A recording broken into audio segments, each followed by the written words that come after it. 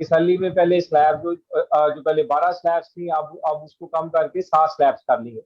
जो एक 12 लाख से 18 लाख वाली स्लैब थी और फिर 18 लाख से 24 लाख वाली जो स्लैब थी, उसको खत्म करके जिसमें नॉर्मली जो सैलरी पेड क्लास का मैं समझता हूँ 50-60% जो लोग फॉल करते हैं, उसमें कोई थोड़ा सा हाथ कर गए हैं। वो मैं अपने अपने डिटेल शेयर्स में आपके साथ मैं जो है डिस्कस करूंगा। कॉन्सेप्ट एक अच्छा दिया है विंडफॉल लेवी का और हायर इनकम पर्सन का। साथ में जैसे फिर अजीज साहब ने फरमाया है कि डीम्ड नेशनल इनकम के हवाले से तो कोशिश इस बजट में है कि हायर इनकम, जैसे प्रोग्रेसिव इनकम टैक्सेशन हुआ करती है दुनिया में, कि progressive rate of income taxation आए, higher you earn higher you pay, तो उसमें कुछ थोड़ा सा आउट ऑफ बॉक्स भी गए हैं। लेकिन सीम्स टू बी ये एक फार्मूला बजट है। गिवन हम इसको अगर ग्रेस मार्क्स दें गवर्नमेंट को कि एक डेट पहले गवर्नमेंट लेके, तो उस हवाले से अगर देखें तो इट्स गुड है। थैंक यू शाह साहब। हमारे साथ मौजूद है मुल्तान से वकास खालिद साहब, जो कि प्रैक्टिसिंग अकाउंटेंट हैं। वकास साहब, योर व्यूज़, बिकॉज आप प्रैक्टिस में हैं तो माशाल्लाह। अस्सलाम वालेकुम। सबसे पहले तो मैं थोड़ी सा माजूर ख्वाह कि मैं लेट हो गया। अच्छा अच्छा सर, ऐसा है कि जो एक तस्वुर पहले पाया जा रहा था ना कि बड़ा टफ बजट आएगा और बड़े सख्त फैसले करने पड़ेंगे, हमें वैसे इस बात की थोड़ी सी तसल्ली हुई कि ऐसा है नहीं। कुछ इन्होंने रिलीफ मेजर्स भी ली हैं, खास तौर पे जिस तरह के, एक तो ये रिटेलर्स का बड़ा पुराना मुतालबा चल रहा था कि हमें फिक्स टैक्स लगा दें। ये परवेज मुशर्रफ के दौर से ये एक तहरीक शुरू हुई थी, ये कह रहे कि जितना भी टैक्स लगाए लेकिन फिक्स हो।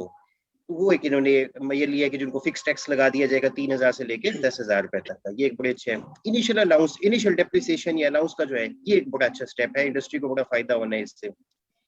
ये कुछ अच्छा बहबूद सर्टिफिकेट्स वगैरह, बचत स्कीम्स, ये भी शुरू की है, एडीआरसी के सिस्टम को बेहतर बनाने की कोशिश की है। तो मेरा ख्याल ये है कि इतना ज्यादा कोई टफ बजट है नहीं, तो ये भी हम इसका अल्लाह का शुक्र अदा करते हैं। थैंक यू सर, बाकी तफसीली बात फिर बाद में करेंगे।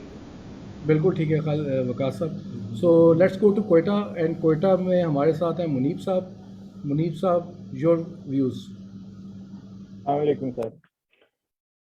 अच्छा, इसमें मेरे पास टॉपिक था सैलरी और विद होल्डिंग टैक्सेस, तो मैं इसी बारे में थोड़ा सा इसमें अपने व्यूज़ दूंगा, क्योंकि मैंने जो प्रिपरेशन है इसी में की है। सैलरी में तो बेसिकली उन्होंने स्लैब को ही चेंज किया है, और स्लैब में जो है 600,000 से 1200,000 की जो है ना वो उन्होंने एग्जेम्पशन दे दी है, तो लोअर सैलरी पर्सन को इसमें फ़ायदा होगा।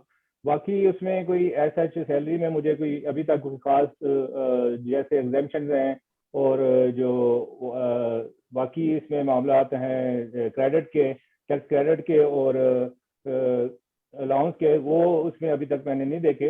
इसके अलावा जो विद होल्डिंग टैक्सेस हैं उसमें कुछ काफ़ी चीज़ों पे उन्होंने जो है ना वो इंक्रीज किए हैं रेट्स वगैरह, और उसके ऊपर जो है निसार जो गवर्नमेंट का पहले भी चल रहा था वो अभी भी उसी पे उन्होंने उसको जो रेवेन्यू बढ़ाने के लिए उसको जो है वो मैयर लिए हैं। तो ये दो चीज़ें मुझे नज़र आई हैं इसमें कि कुछ रेट इनहेंस हुए हैं और कुछ जगह पे उन्होंने सैलरी पर क्लास को खास तौर पे रिलीफ दी है। जी sir. Thank you so much Munib साहब। इस्लामाबाद में हमारे साथ मौजूद हैं मुस्तफ़ा कादी साहब, माशाल्लाह एक्स वाइस प्रेसिडेंट हैं इंस्टीट्यूट के। I would request his thoughts on the budget. Thank you Athar भाई।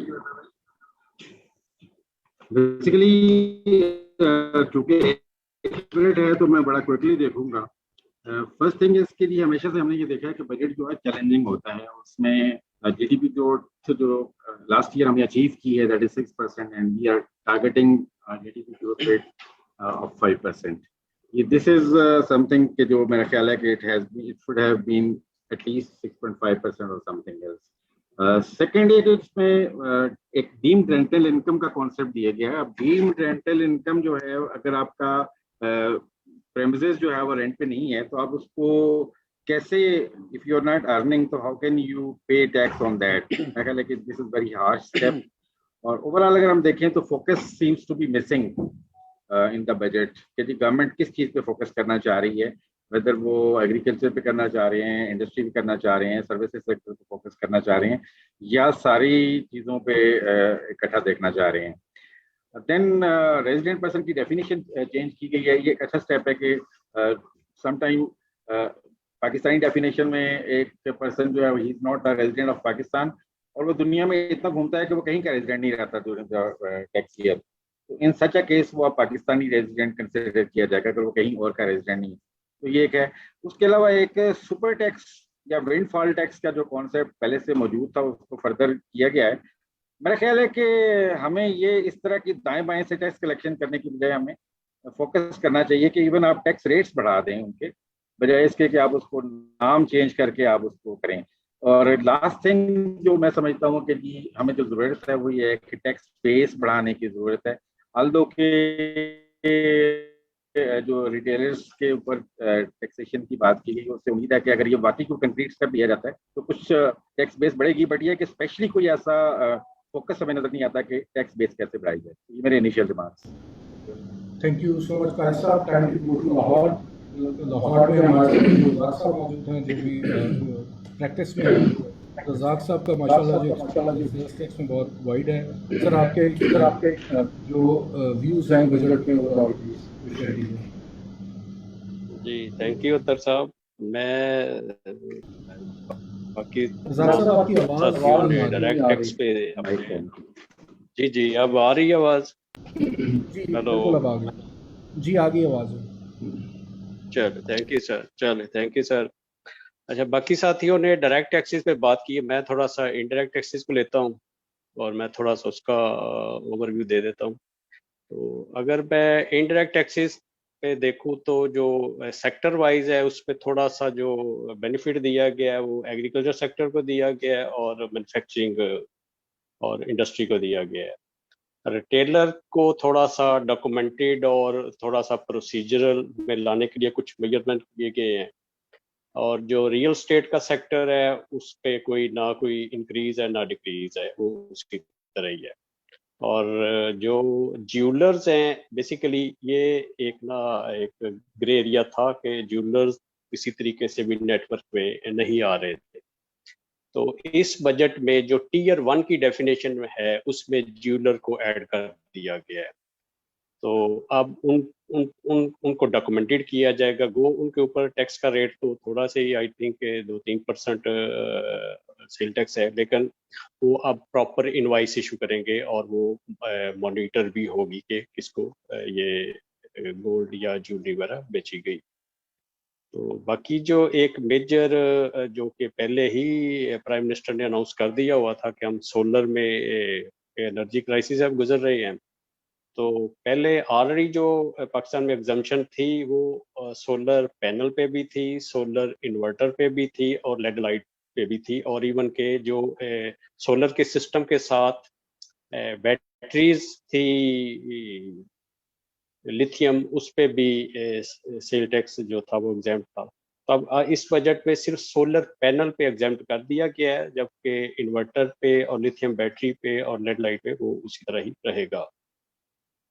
बाकी जो मोबाइल के ऊपर थोड़ी सी चेंज आई है कि मोबाइल के जो मोबाइल की इंपोर्ट थी उसके ऊपर फिक्स टैक्स था, अब उसको चेंज कर दिया गया है। वो चाहे वो उसमें सीकेडी फॉर्म में हो या उसमें सीबीयू फॉर्म में हो, उसमें फिक्स टैक्स से उसको चेंज करके अब वैल्यू एडिड बेस्ड टैक्स होगा। 10% जो भी उसकी वैल्यू होगी उसका 10% वो इम्पोर्ट से पे ले लिया जाएगा।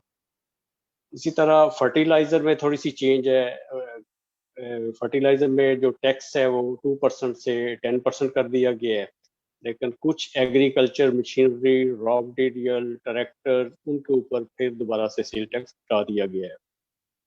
तो आई थिंक कि इसमें जिस तरह हम देख रहे थे कि बड़ा ये हार्ड बजट होगा, इनडायरेक्ट टैक्सेस के वाले से भी उस तरह है नहीं। सिर्फ टैक्स कोई भी नहीं बढ़ा, मुझे तो ज़्यादा एग्जम्पशन भी नज़र आ रही है।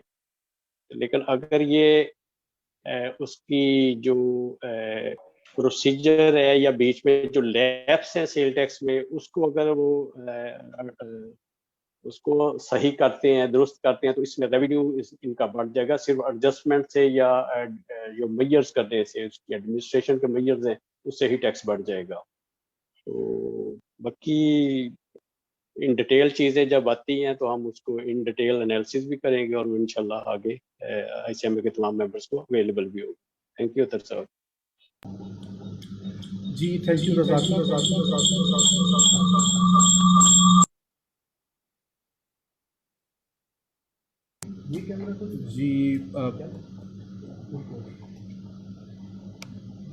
जी थैंक यू रज़ाक साहब। अच्छा अभी जो है ना माशाल्लाह सब ने एक चीज़ का जिक्र नहीं किया, वो कोई एक कैपिटल वैल्यू टैक्स है जो हमें ड्राफ्ट बिल मिला था, उसमें पेज 88 पे है। वो बड़े मज़े का सेक्शन है और उसको ज़रा देखने वाली बात है। वो क्या इन्होंने कोई वेल्थ टैक्स के कोई नई शेप इन्होंने इम्प्लीमेंट किया नहीं किया, उस पर इंशाल्लाह हम आएंगे। सबसे पहले हम हमारे वाइस प्रेसिडेंट शहजाद अहमद मलिक हमारे साथ मौजूद हैं, उनसे व्यू पॉइंट ले लेते हैं कि बजट का के बारे में उनका क्या व्यू पॉइंट है।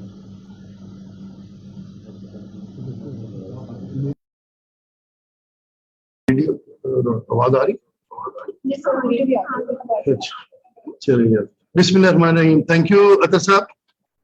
तो फर्स्ट ऑफ ऑल जी बाकी सारे हमारे मेंबर्स ने इस पे डिस्कस कर लिया। मैं ओवरव्यू में मैं यही बात करूंगा कि फर्स्ट ऑफ ऑल जो इन्होंने टारगेट्स सेट किए हैं 6000 बिलियन, और वो इस स्टेज पे मैं समझता हूँ कि अचीवेबल है, क्योंकि लास्ट ईयर के जो टारगेट्स में इंक्रीज आई थी तो that was more than 6000 billion.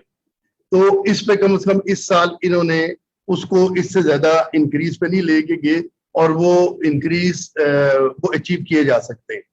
Second चीज थी कि इंपोर्ट पे बहुत ज्यादा पहले भी बात हो चुकी है, इकोनॉमिस्ट भी और डिफरेंट हमारी डिबेट्स इस पे चल रही थी और हमने भी सजेस्ट किया था प्रपोजल्स में भी, उसमें 70 बिलियन की कोई रिडक्शन का प्लान है गवर्नमेंट का। तो इट्स अ गुड कह लें कि एक प्लान है जिसकी वजह से आपका जो प्रेशर है उस पे कम होगा। और उसके साथ साथ जो गवर्नमेंट ने पेट्रोल के लिए जो कहा कि जी 40% का कट लगाएंगे, might be it will also be helpful कि जी जो इकोनॉमी में प्रॉब्लम पेट्रोल की आई हुई है।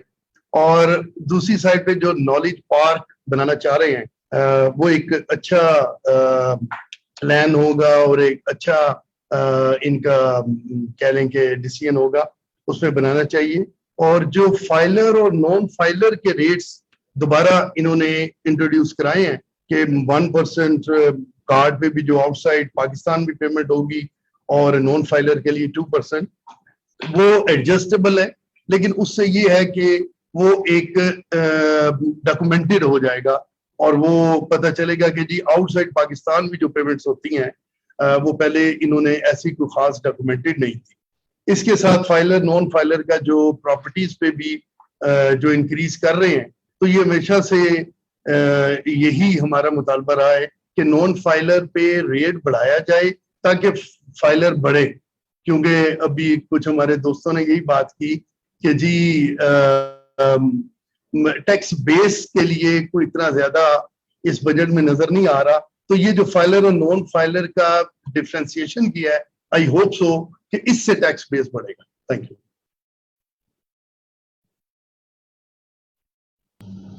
थैंक यू मलिक साहब।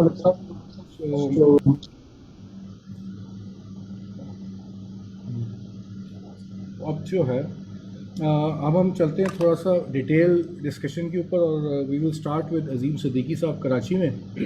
और अजीम साहब इस वक्त काफ़ी मसरूफ़ हैं गप्पे मारने में, तो अजीम साहब की मसरूफियत जो है हम चेंज करते हैं। अजीम साहब नेक्स्ट क्वेश्चन आपसे सर आपसे क्वेश्चन सर ये है, तो दो चीज़ों के ऊपर आपसे मुझे ओपिनियन चाहिए। एक तो ये जो मिनिमम टैक्स को एडजस्टेबल इन्होंने कर दिया और फाइनल टैक्स को मिनिमम टैक्स में कन्वर्ट करने की बात की, जो थोड़ा सा शाहिद साहब ने भी बताया कि जी मैन्युफैक्चरिंग सेक्टर जो इंपोर्ट करता था उसको भी उन्होंने सारा विद होल्डिंग टैक्स एडजस्टेबल कर दिया। इस पर थोड़ी सी लाइट डालिएगा। और सेकंड जो इम्पॉर्टेंट चीज़ है वो जो एक रेंटल इनकम का इन्होंने कॉन्सेप्ट दिया है कि जी आपके पास अगर एसेट्स हैं 2.5 करोड़ से ज़्यादा के, तो आप अपनी किसी प्रॉपर्टी के ऊपर एटलीस्ट 5% आपकी डीम कोई रेंटल इनकम होगी।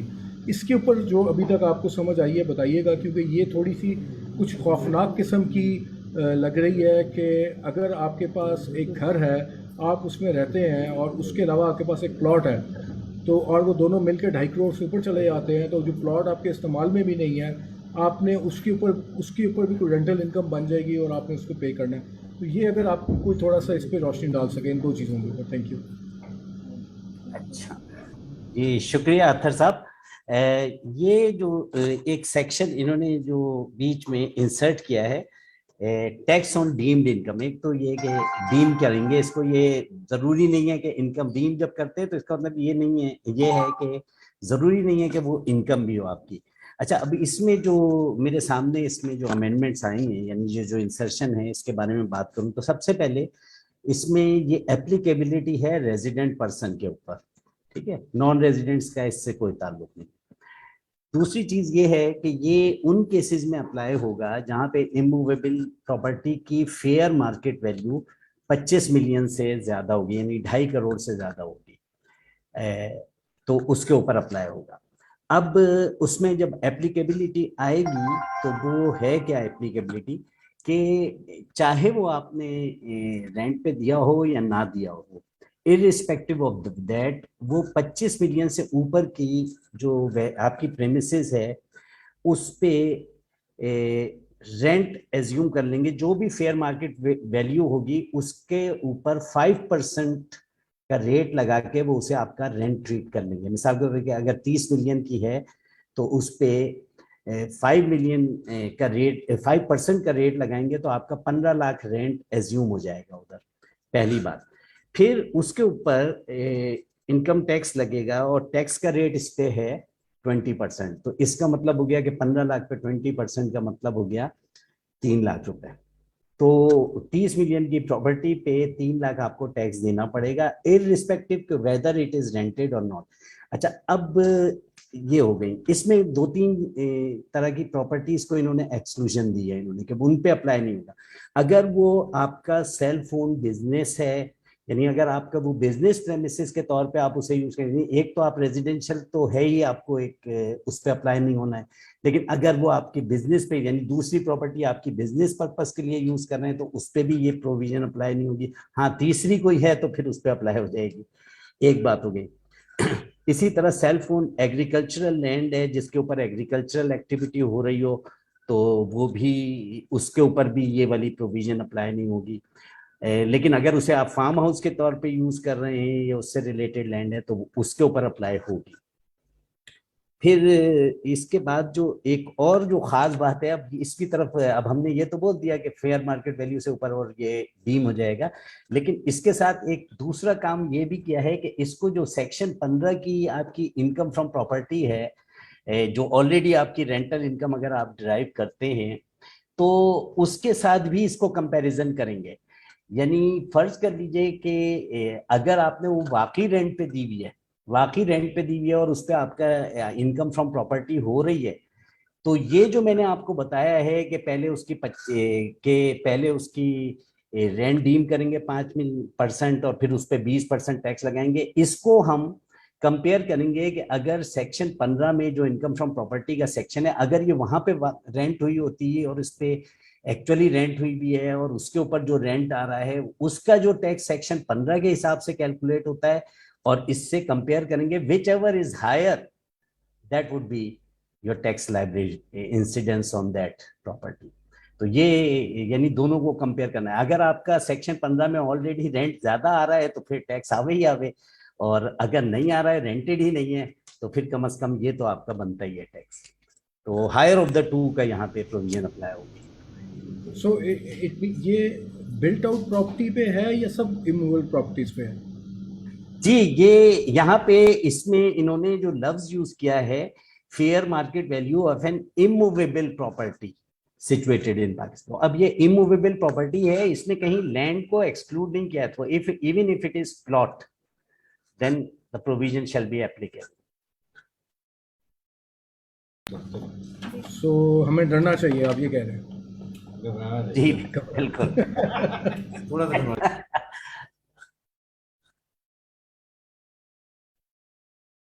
Right sir. सो और वो जो एडजस्टेबल होगा वो अच्छा हो गया। जी हाँ, ये देखें जो सेक्शन 148 है खासतौर पे इंपोर्ट का, इसमें हमेशा से ही ये रहा है कि इसमें कुछ न कुछ अमेंडमेंट तकरीबन हर दफा ही होती है, हर सप्लीमेंट्री ऑर्डिनेंस में भी या एक्ट में होती रहती है। तो इसी तरह एक जमाने में ये इनकम फ्रॉम प्रॉपर्टी के साथ भी करते थे कि किसी वक्त उसे मिनिमम टैक्स में ले गए, किसी वक्त उसको फाइनल टैक्स में ले गए, किसी वक्त उसको नॉर्मल इन टैक्स रिजीम में ले गए। तो बिल्कुल same is the case with import. एक तो उसमें कई तरह के इंपोर्ट भी कवर करते हैं और यानी मुख्तलिफ रेट्स वाले भी होते हैं, फिर कहीं पे वो मिनिमम टैक्स होता है, कहीं पे वो फाइनल टैक्स होता है, और कुछ केसेस में अगर इंडस्ट्रियल अंडरटेकिंग तो वो एडजस्टेबल भी टैक्स भी होता है। तो इवन अगर हम सिर्फ 148 की जो प्रोबेबिलिटीज या सिनेरियोज बनाए तो वो लातादार सिनेरियोज बनते हैं। तो ये एक अच्छा स्टेप है कि इसको एडजस्टेबल कर दिया है कि वंस फॉर ऑल ये बात खत्म हो जाए और इतना ज्यादा दिमाग हमें डेली बेसिस पे इस पे अटकाना ना पड़े। थैंक यू सिद्दीकी साहब। आई होप कि ये काफ़ी बड़ा रिलीफ है। So next question would be to Shahid Irshad साहब। शाहिद साहब माशाल्लाह हमारे टेक्सटाइल सिटी में बैठे हुए हैं। सर एक तो ये अगर कोई ये फाइबर का उन्होंने कोई जिक्र किया था फाइनेंस मिनिस्टर ने कि धागे के ऊपर उन्होंने कुछ चेंजेस किए, अगर आप एक उसके ऊपर बता सकें। और ये जो रेजिडेंशियल स्टेटस का इन्होंने चेंज किया है कि जी अगर पाकिस्तानी सिटीज़न किसी और मुल्क का रेजिडेंट नहीं है तो वो पाकिस्तान का रेजिडेंट कंसिडर किया जाएगा। तो ये दो तो आप ज़रूर एड्रेस कीजिए, तो बताइएगा। Thank you. जी साहब, ये मैं अगर आप मुझे लॉ करें तो मैं जो सेक्शन 15 का हमारा डीम्ड रेंटल इनकम का जिस तरह से अब अजीम साहब ने बड़े सीधे से एक्सप्लेन किया है, मेरा इसमें एक छोटा लाइटर सा कमेंट सर ये है कि 18th अमेंडमेंट के बाद ना सर अब जो प्रॉपर्टी टैक्स है सर वो फेडरल सब्जेक्ट नहीं रहा, वो अब सूबों का सब्जेक्ट हो गया, प्रोविंशियल सब्जेक्ट है। तो अब ये मेरे ख्याल में जो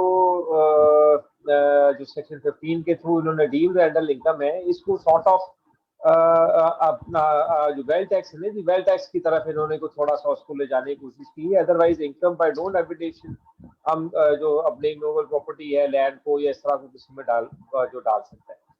तो ये कोशिश इनकी है कि वेल्थ टैक्स के सॉर्ट पे कुछ ना कुछ तो जो ऐसा पार्क है अब रियल एस्टेट सेक्टर में उससे कुछ ना कुछ तो इनको इनकम आए। तो दूसरा सर जैसे आपने फरमाया सेल टैक्स जो हमारा टेक्सटाइल के हवाले से है, टेक्सटाइल में सर इन्होंने यार्न के लिए खास तौर पे जो रेगुलेटरी ड्यूटी है, रेगुलेटरी ड्यूटी को इन्होंने अबॉलिश किया। रेगुलेटरी ड्यूटी चूंकि इसमें फाइनेंस मिनिस्टर ने ये फरमाया कि हमारी कोशिश यही थी कि हम रेगुलेटरी ड्यूटी काफी चीजों पे खत्म कर दें, अब सिर्फ उन चीजों की हद तक रह गई है जिनको लोकल इंडस्ट्री को प्रोटेक्शन देना मकसूद रह गया। लेकिन यार्न पे खास तौर पे चूंकि यार्न की प्राइसेस आपको पता है इस वक्त खासी से भी ज्यादा इन्फ्लेटेड जगह पे खड़ी हुई हैं और इम्पोर्ट भी काफी ज्यादा करनी पड़ी है क्योंकि हमारी कपास की जो यील्ड है और जो हमारा जो अंडर कल्टीवेशन एरिया है that is falling year by year and this is been for last whole the decade कि हम जो है कपास की कॉटन की प्रोडक्शन में नीचे जा रहे हैं। तो यार्न को उन्होंने थोड़ा सा स्टेबलाइज करने के लिए regulatory duty being extraordinary case उन्होंने कुछ थोड़ा सा करने की कोशिश किया। दूसरा जो अब इसमें टेक्सटाइल के लिए और इंडस्ट्री के लिए खास तौर पे किसी भी कस्टम ड्यूटी में इन्होंने बहुत सारी बातों का कहा है कि जी जो भी रॉ मटेरियल होगा कस्टम ड्यूटी को खासी हद तक उस पे जो भी रॉ मटेरियल होगा खत्म कर दिया गया। तो वो अब स्केड्यूल जब आता है, जब एसआरओ उनके आते हैं देखने की किस सेक्टर को इन्होंने एड्रेस किया है, क्योंकि जो फाइनेंस मिनिस्टर साहब ने स्पीच में फरमाया है कि रॉ मटेरियल की हद तक कस्टम ड्यूटी को हम उसकी इंपोर्ट पे जो है खत्म करने जा रहे हैं सर। और एक चीज अगर आप मुझे लॉ करें साहब, इधर हमारे मैं चूंकि एक जो है ट्रस्ट को भी मैं सर हेड करता हूँ, हमारा एक हॉस्पिटल है 500 बेड हॉस्पिटल, उसमें एक बड़ी हार्श जो लास्ट ईयर आ गई हुई थी सेक्शन 52A में, वो था कि जो चूंकि नॉर्मली जितने भी 50 बेडेड एंड मोर हॉस्पिटल्स हैं उनको लोकल सप्लाई से इस पे उन पे सेल टैक्स नहीं था, और इसी तरह से इलेक्ट्रिसिटी पे और सुई गैस की भी जो उनकी सप्लाई थी वो भी थ्रू एसआरओ 2009 से ऑनवर्ड उन्होंने जीरो कर दिया हुआ था। लेकिन ये एक साल पीछे जाए अगर हम, तो सेल टैक्स की जो एग्जम्पशन थी खत्म कर दी गई थी, और इस तरह से सारे हॉस्पिटल्स का, अब हॉस्पिटल्स के लिए ये बड़ा, हम पूरा पिछला एक साल जो है वो FPR से जाके बड़ी हमने जो प्रेजेंटेशन दी, सारे मामला हुए कि हेल्थ सेक्टर के लिए ये चीज बहुत ज्यादा जो है नुकसानदेह चीज थी, और खास तौर पे NPO और जितने भी ट्रस्ट वगैरह थे, और टीचिंग हॉस्पिटल्स के लिए भी, क्योंकि ये सारा एरिया जो था एग्जाम फ्रॉम जो था वो सेल टैक्स की रजिस्ट्रेशन के लिए था, सेल टैक्स रजिस्टर्ड होते नहीं थे। अब मार ये पड़ती थी कि एक तो 17% जो इनको जनरल रेट पे सेल टैक्स पे करना पड़ा था, दूसरा जब कोई भी रजिस्टर्ड पर्सन हॉस्पिटल्स को, अब क्योंकि हॉस्पिटल एग्जाम थे, वो इनको रजिस्टर्ड ट्रीट करते थे, तो 17% प्लस 3% फर्दर टैक्स भी ऐड हो जाता था, तो इन एक्चुअल 20% का बर्डन आया हुआ था हॉस्पिटल्स पे। और जितने भी लैब की चीजें हैं, एक्सरे की चीजें हैं, या मेडिसिन वगैरह जो भी सारी आ रही थी, तो वो बड़ी एक ह्यूज कॉस्ट थी सारे हॉस्पिटल्स के लिए। तो वो सेक्शन जो इन्होंने 52A है 6 स्केड्यूल का, अब 6 schedule to the sales tax act, वो अब इन्होंने दोबारा से रिस्टोर कर दिया है, मीनिंग भाई कि अब सेल्स टैक्स सुई गैस पे और अब इलेक्ट्रिसिटी पे और जो उनकी लोकल सप्लाई जितनी भी होंगी उन पे कोई भी सेल टैक्स चार्ज नहीं होगा, which is a great sigh of relief for the hospitals and for the health sector. Thank you so much. और ये अच्छा आपने एक इंसाइट दी हेल्थ सेक्टर के बारे में। रज़ाक साहब, आप भी सेल्स टैक्स के बारे में कुछ हमें बता रहे थे पहले, तो थोड़ा सा उस पर फर्दर एक्सप्लेन करेंगे कि ये Tier 1 रिटेलर, स्मॉल रिटेलर, और स्पेशली आपने वो ज्वेलर्स का भी कुछ जिक्र किया था, तो क्या उसकी डिटेल्स हैं, क्या चेंजेस है ये सेल्स टैक्स में हमारे में जो। रज़ाक साहब आपका माइक म्यूट है।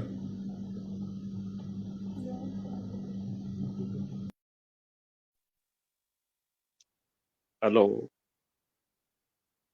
जी, अब आवाज आ रही है साहब? जी बिल्कुल आ रही है। चलो थैंक यू साहब।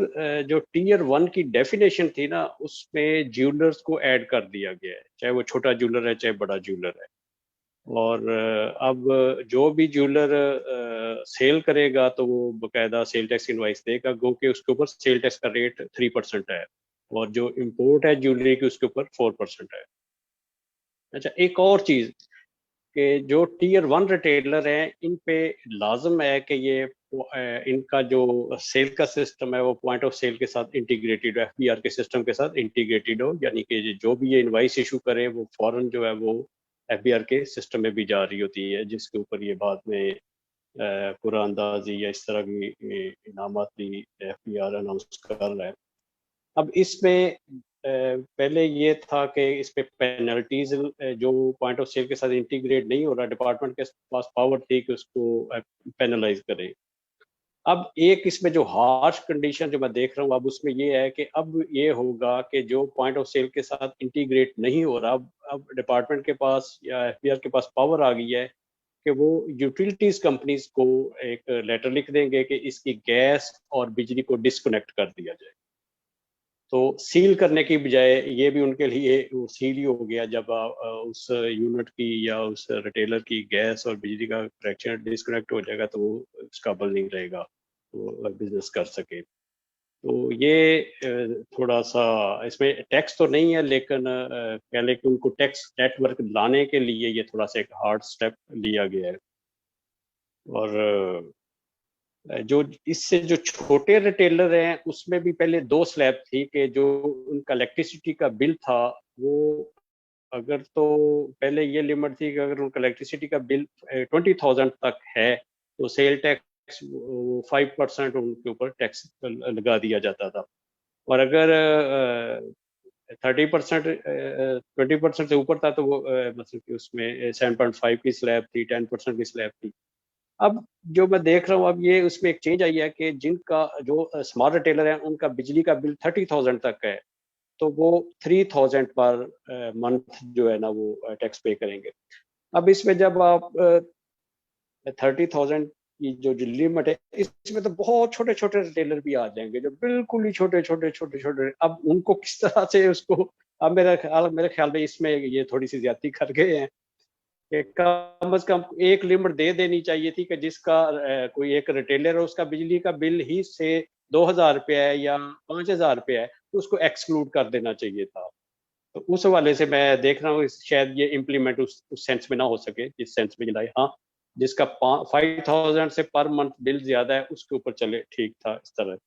तो अब ये जो स्लैब लेके आए हैं, इन्होंने कहा 30,000 तक हम पर मंथ उससे 3000 लेंगे, और 30,000 से अगर 50,000 है स्मॉल रिटेलर का बिल तो हम 5,000 पर मंथ लेंगे, और अगर 50,000 से अबव है तो फिर हम जो भी वैल्यू उसका 10% उससे टैक्स लेंगे। तो ये तो चलो ठीक है, ऊपर की स्लैब ठीक है, लेकिन निचले वाली जो स्लैब है वो आई थिंक वो गलत आ गए हैं, उसके इम्प्लीमेंटेशन में थोड़ा सा इशू आएगा। और बाकी मेरे ख्याल में जो हम कह रहे थे कि शायद सेल टैक्स का रेट बढ़ाएं या 18% कर दें, उस तरह से मैं देख रहा हूँ कि कोई चेंजेस नहीं है। तो ये इससे रेवेन्यू खैर अच्छा खासा इसमें ना इकट्ठा हो जाएगा, वो टैक्स एक तरह के वो टैक्स नेटवर्क में भी आएंगे। सेकंड, एक इन्होंने और चेंज किया कि पहले वर्ड था अनरजिस्टर्ड पर्सन का, सिर्फ कि अगर आप अनरजिस्टर्ड पर्सन को सेल करते हैं, अनरजिस्टर्ड पर्सन मीन के जो सेल टैक्स में रजिस्टर्ड नहीं है। अब उसके साथ एक वर्ड ऐड कर दिया गया नॉन एक्टिव टैक्स पेयर, और ये नॉन एक्टिव टैक्स पेयर वो है जो सेल टैक्स की रिटर्न नहीं फाइल कर रहे। एफडीआर क्या करता है कि कुछ मंथ की आप सेल टैक्स की रिटर्न ना फाइल करें तो आपको नॉन एक्टिव कर देता है। तो अब अगर आपने अनरजिस्टर्ड को चीज बेची या नॉन एक्टिव टैक्स पेयर को चीज बेची तो आपके ऊपर फर्दर टैक्स भी आप उसमें अप्लाई करेंगे। तो इस तरह थोड़ा सा एक डॉक्यूमेंटेशन बढ़ेगी। ये जो सिर्फ लोग रजिस्टर्ड होके रिटर्न सेल टैक्स की नहीं फाइल कर रहे थे और बाइंग किए जा रहे थे, उनको भी थोड़ा सा हौसला शिकनी उनकी हो जाएगी। तो बाकी यही थी इसमें टीयर 1 में और स्मॉल रिटेलर में जो मेजर चेंजेस अभी तक जो नजर आई है। थैंक यू रज़ाक साहब। Now I will go to Qadi साहब, और कादी साहब से बड़ा इंपॉर्टेंट क्वेश्चन हमने करना है। वो क्वेश्चन है जो कैपिटल वैल्यू टैक्स इन्होंने लगाया है, और वो रेंट की तरह एक और ये डेंजरस चेंज है जो मुझे लग रही है। तो कादी साहब प्लीज़ आप डराएं हमें, फाइनेंस मिनिस्टर साहब तो हमें ढके छुपे अल्फाज में डरा के गए, आप ज़रा खुल खिला के हमें डराएंगे क्या चेंज आया।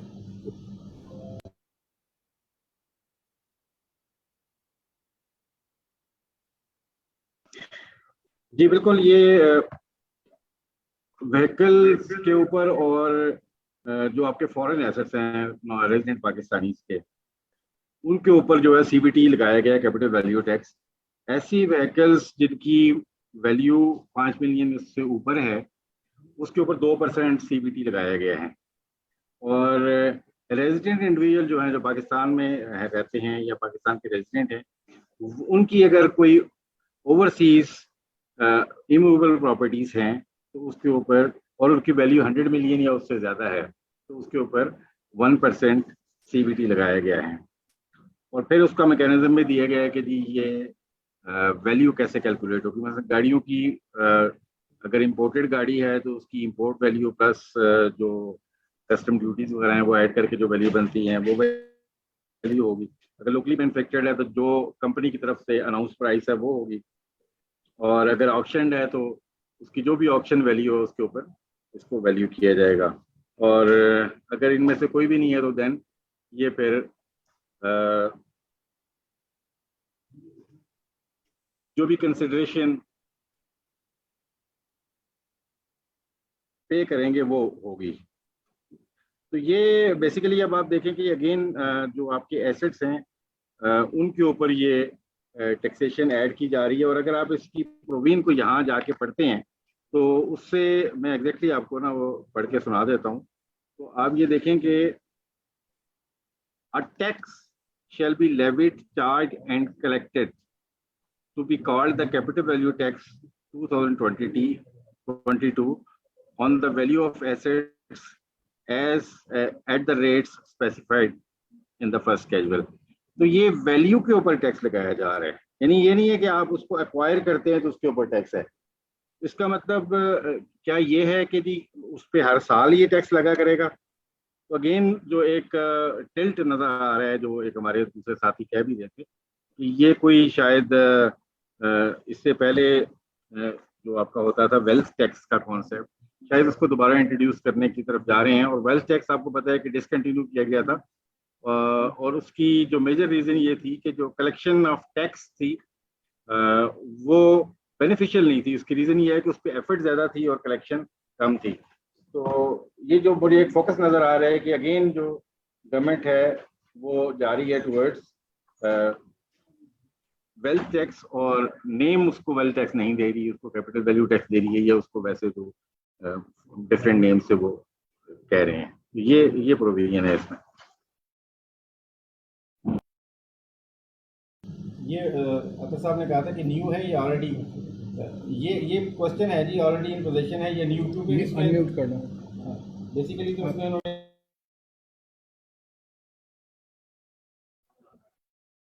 सॉरी म्यूटेड था। इसमें बेसिकली इन्होंने यहाँ मेंशन किया है, इसलिए मैंने आपको ये पढ़ के सुनाई है प्रोविजन, कि जो एसेट आप हेल्ड किया हुआ है आपने, उस पे ये टैक्स होगा। अब ये देखें, आप एक्विजिशन पे नहीं है, ये होल्डिंग पे है। और होल्डिंग का होने का मतलब ये है कि आप, जब मेरी ओपिनियन जो है, अनलेस के कोई क्लैरिफिकेशन आती है फेडरल बोर्ड ऑफ रेवेन्यू की तरफ से, इससे ये लगता ही है कि ये शायद अगर आप 5 मिलियन से ज़्यादा एसेट या 100 मिलियन से ऊपर का आपका ओवरसीज एसेट अगर है, तो शायद उस पर हर साल टैक्स आपको देना पड़ेगा। और अगर किसी की और ओपिनियन है किसी दोस्त की, तो जरूर शेयर करें। थैंक यू काज साहब। अच्छा, डेफिनेटली इस पे कोई ना कोई और ओपिनियन देगा। काज साहब, आप हमारे साथ मौजूद हैं अभी? क्योंकि आपका मैसेज आया था कि आप प्रेयर ब्रेक पे जा रहे हैं। इफ़ यू आर बैक तो हम आपसे क्वेश्चन ले सकते हैं। मुनीब साहब, आप मौजूद हैं? जी सर, मैं अवेलेबल। जी मुनीब साहब, आप कैसे देखते हैं इसको? ये जो अब इन्होंने एक तो स्लैब्स ज़्यादा किए हैं, जो टैक्स फ्री सैलरी थी 1.2 मिलियन पे ले गए हैं, AOPs की इनकम 600,000 पे ले गए हैं, और दूसरी तरफ इन्होंने थोड़ा सा कोई स्लैब्स कम कर दिए हैं। एक वो साइड है, और दूसरी साइड ये पेंशनर अकाउंट और नेशनल सेविंग और बहबूद सर्टिफिकेट्स के ऊपर 5% कर दिया। तो इन चेंजेस को आप कैसे देखते हैं, और क्या इनकी डिटेल्स हैं फर्दर? जी अदर साहब, शुक्रिया। इसमें जो मुझे मेरा ओपिनियन है, इसमें उन्होंने कोशिश यही की है कि जो लोअर सैलरी इनकम है ना, उनको इसमें टैक्स में रिलीफ दी जाए। क्योंकि जो स्लैब है वो 6 लाख से 12 लाख करने का यही मकसद हो सकता है कि ये जो 6 लाख से 12 लाख तक, तो 6 लाख तो वैसे ही एग्जेम्प्ट है, और 6 लाख से 12 लाख तक की जो इनकम है उसके ऊपर भी उन्होंने जो है ना एक टोकन टैक्स रखा है 100 रुपीज, जो है वो इनकम टैक्स। तो इसका बाकी फिर आगे जाके उन्होंने स्लैब में कुछ जो है ना वो कम की हैं। जैसे पहले जो है मैक्सिमम थी 35%, वो 75,000 से ज्यादा पे 35% टैक्स था, उससे एक्सेस जो हो रही थी। अभी इन्होंने जो सीलिंग रखी है वो रखी है 1 करोड़ 20 लाख, उसके ऊपर वो 32.5% जो है वो टैक्स की जो है वो टैक्स कलेक्ट होगा, इनसे चार्ज होगा। तो इसका मतलब है कि थोड़ी सैलरी में उन्होंने कुछ चेंजेस वगैरह इस तरह की। अब ये तो कैलकुलेशन करके पता चलेगा कि दरमियान के जो मिडल सेंटर में है सैलरी पर्सन, उनके ऊपर जो है एप्लीकेशन जो है टैक्स की कैसे होगी। तो ये जो है इसका कैलकुलेशन होगी स्लैब टू स्लैब जो है उसके हिसाब से उसको देखना पड़ेगा। दूसरा ये है एग्जाम्पशन में ऐसा कोई उसमें कोई पहले जो थी बेसिक एग्जाम्पशन जैसे थी मेडिकल का 10% या रीइंबर्समेंट ऑफ टोटल मेडिकल, वो तो अवेलेबल है। इसी तरह टीचर, फुल टाइम टीचर को 25% टैक्स की, वो भी मैंने नजर से नहीं गुजरी कि उसमें कोई उन्होंने चेंजेस किए हैं। इसी तरह डिडक्टेबल अलाउंसेज ज़कात थी, एजुकेशनल फी थी, और प्रॉफिट हाउस लोन था, ये भी उसी तरह ही जो है वो होगा। हाउस लोन पे उन्होंने थोड़ा सा इसको चेंज किया है, तो वो भी बाद में लीगल में जब साइड में देखेंगे तो उसको कवर करेंगे। इस तरह टैक्स क्रेडिट है।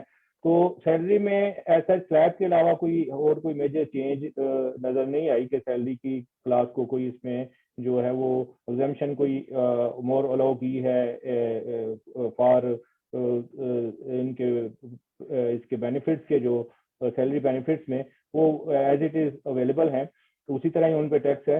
बाकी सिर्फ ये स्लैब्स को उन्होंने जो है ना वो किया है, रीशेड्यूल किया है, उसको दोबारा इसको किया है। तो ये इसमें थोड़ा सा ये सैलरी के हवाले से है। तो मुझे सैलरी में कोई ऐसा जो है ना, सिर्फ इसमें यही है उनके पीछे यही नजर आ रहा है गवर्नमेंट के कि वो सैलरी क्लास को थोड़ा सा, इसमें जो लोअर सैलरी क्लास है इसको टैक्स में रिलीफ देना चाह रही है। जी sir. Thank you so much. Waqar साहब आ गए। वकार साहब आपसे क्वेश्चन है दो चीज़ों के ऊपर।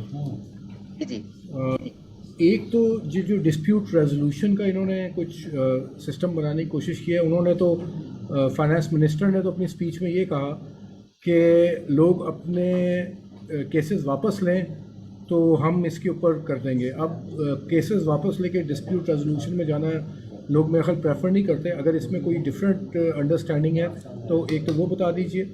सेकंड जो है, जो इन्होंने विदहोल्डिंग टैक्स 8% किया है प्रोड्यूसर्स और डिस्ट्रीब्यूटर्स का, उसके ऊपर भी थोड़ा सा गाइड कर दीजिएगा। Thank you.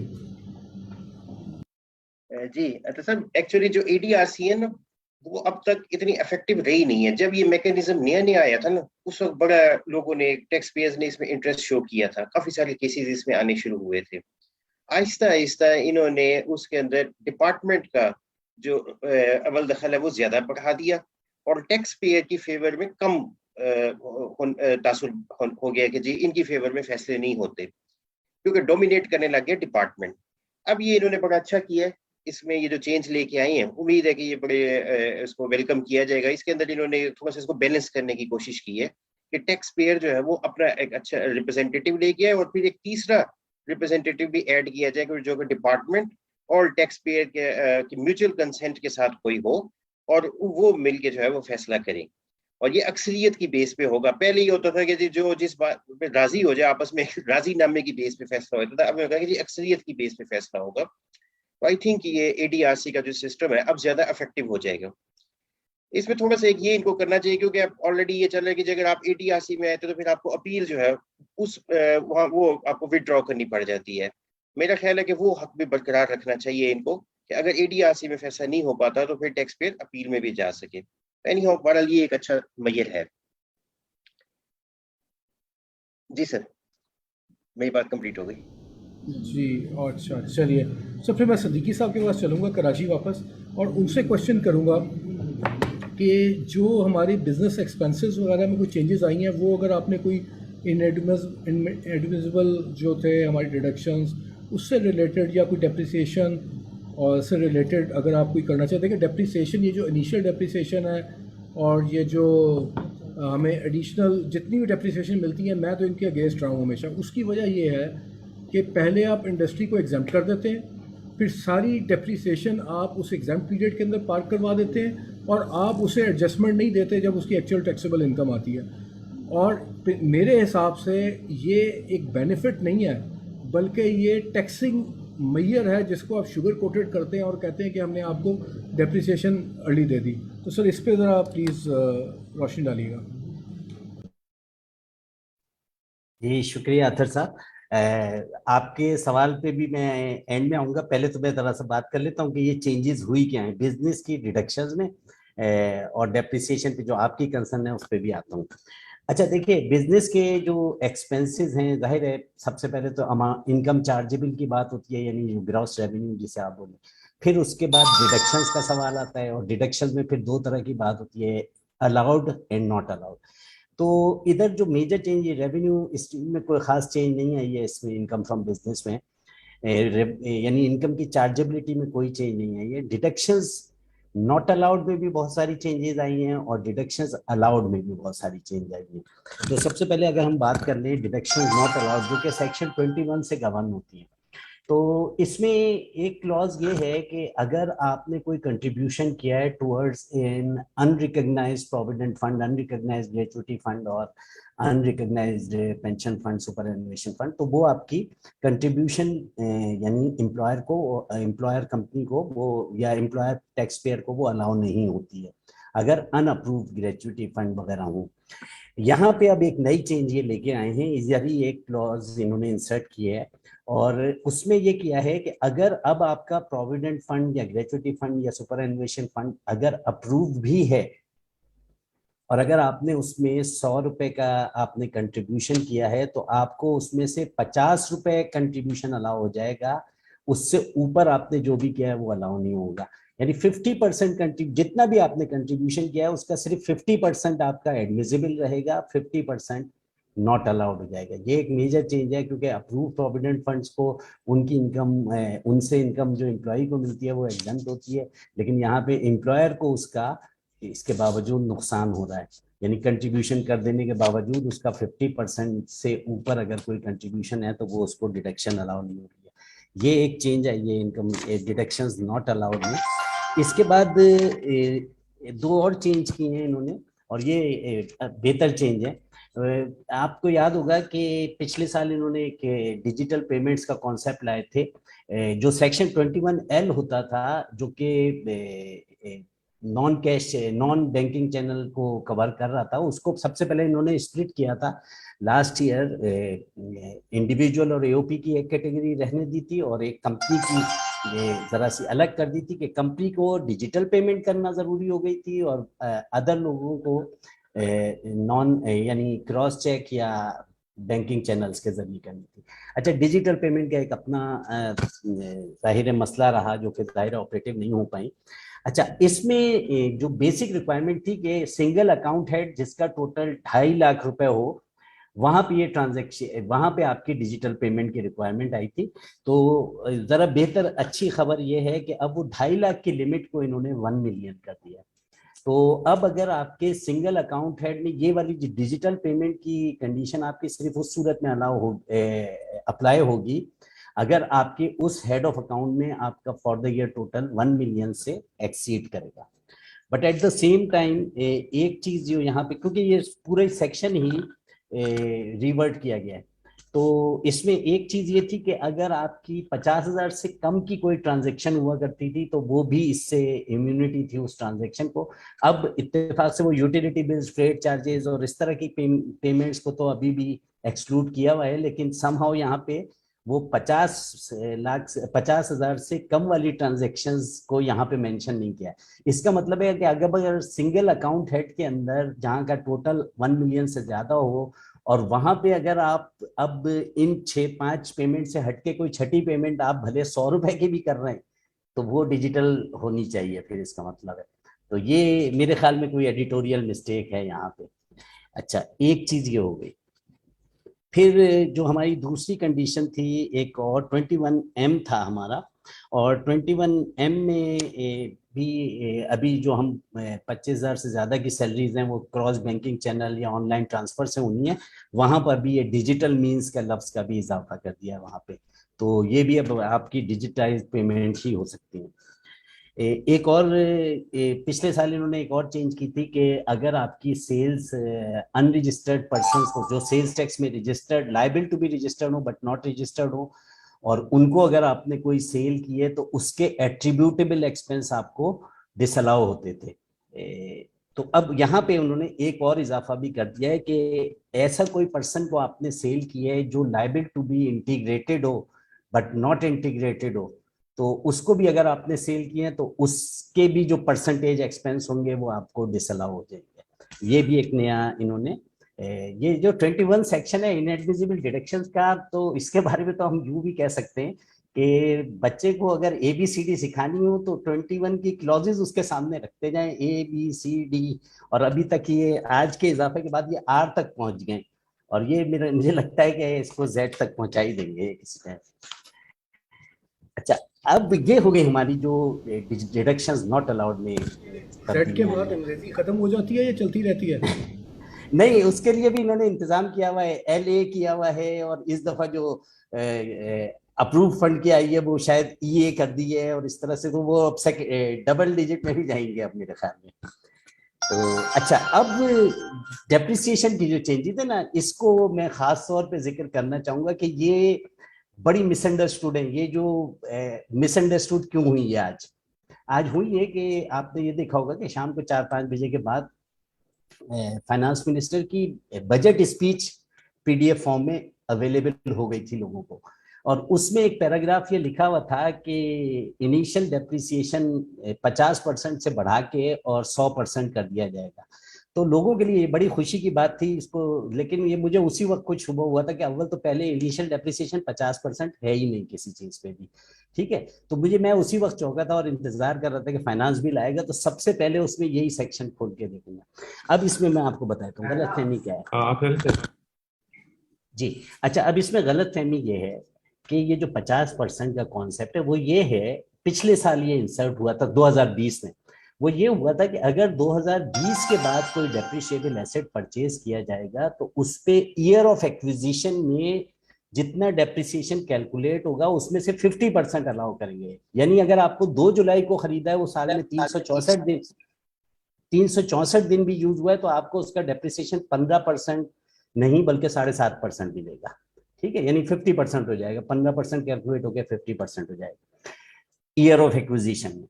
इसी तरह जब वो एसेट आपका डिस्पोज ऑफ होगा तो डिस्पोजल वाले साल में भी फिर आपको 50% डेप्रिसिएशन उसका, यानी जो नॉर्मल उसका रेट होगा मिसाल के तौर पे 15%, उसका 50% आपको डिडक्शन अलाउ होगी। अब इन्होंने, और ये 2020 में हुआ है, 2020 से पहले एक्विजिशन वाले ईयर में फुल ईयर्स डेप्रिसिएशन चार्ज होता था 15% और डिस्पोजल वाले ईयर में 0 यानी डेप्रिसिएशन अलाउ नहीं होता था।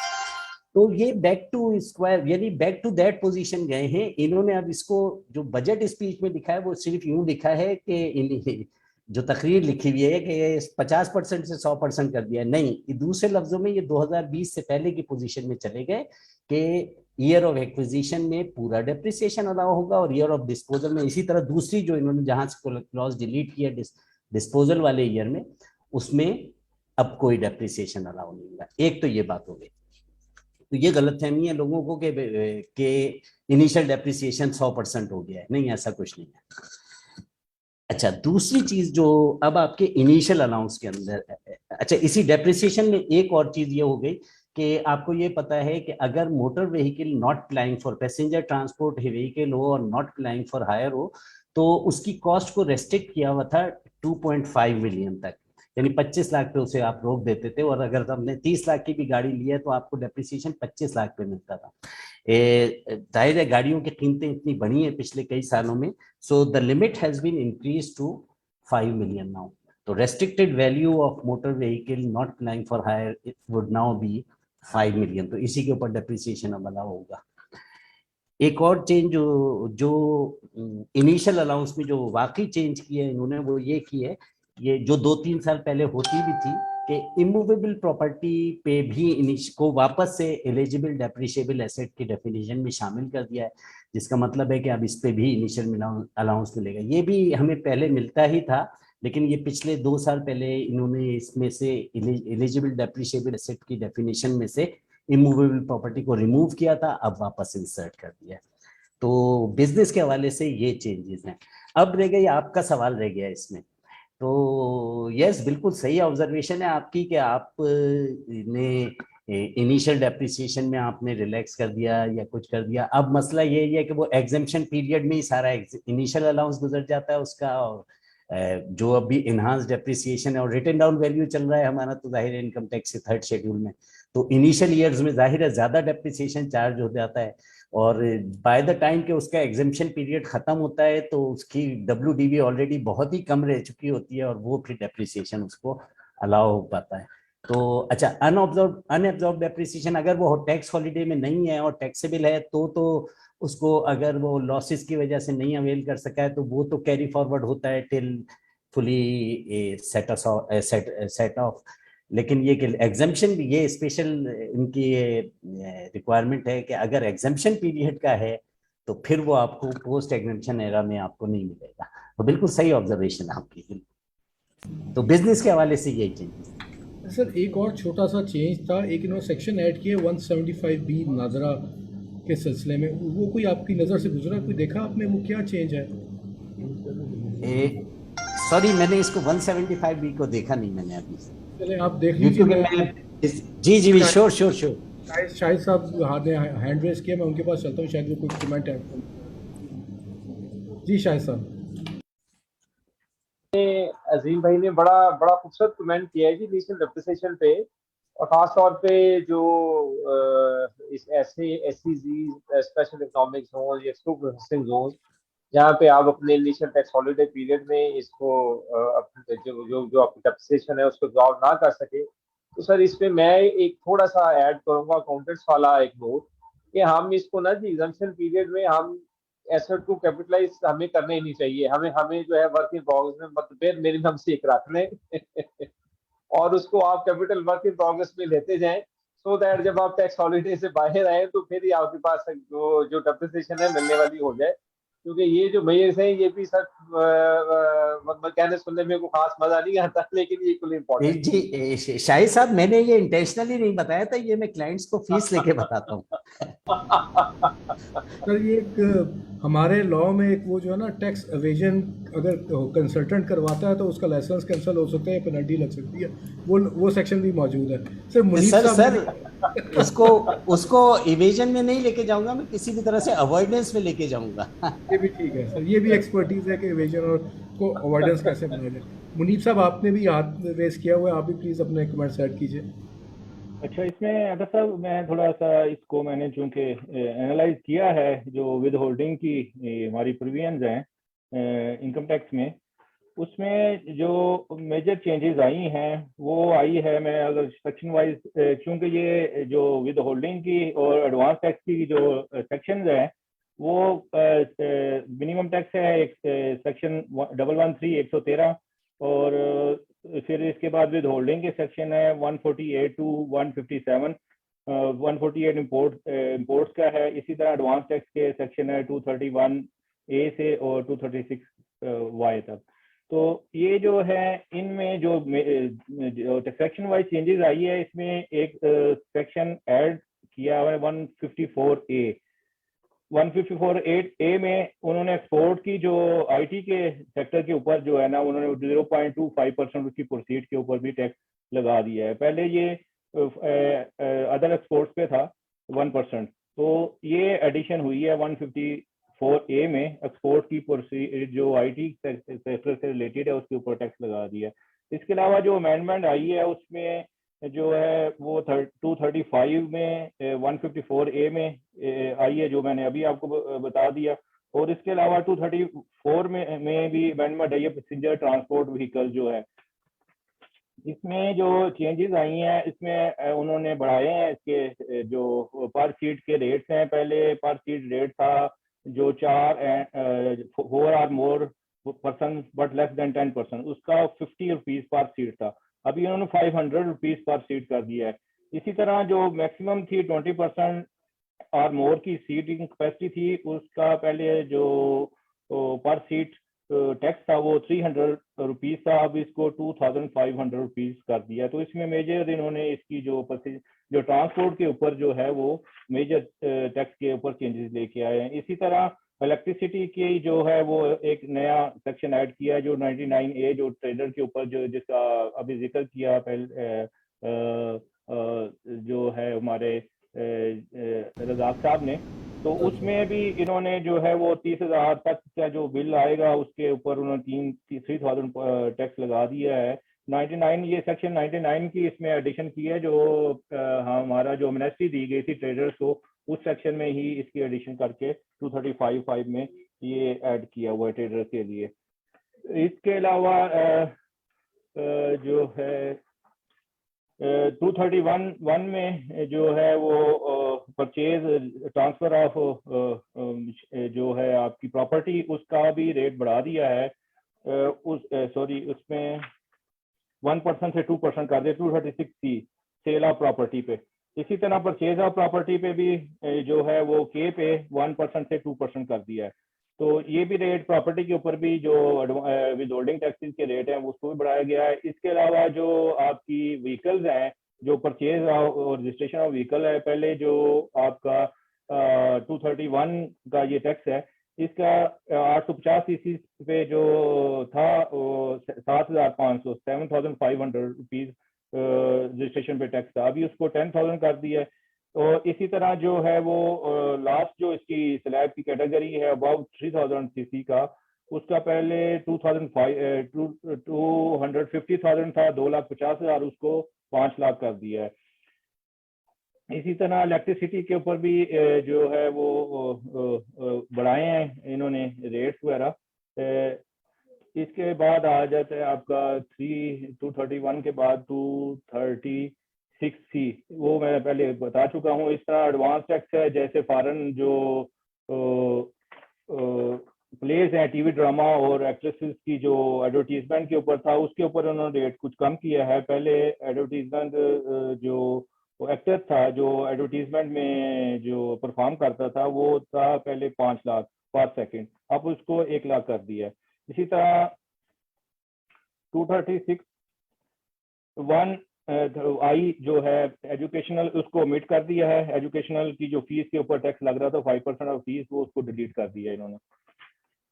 इसके बाद आगे आप परचेज ऑफ प्रॉपर्टी, वो पहले मैं डिस्कस कर चुका हूँ। 236Q को डिलीट कर दिया है। उसको जो है मैक्सिमम रेंटल फॉरेन रेजिडेंट, वो जो मशीनरी रेंटल ली जाती थी फॉरेन रेजिडेंट से, उसके ऊपर पहले टैक्स था, उसके अब उसको उन्होंने 10% टैक्स उसको डिलीट कर दिया है।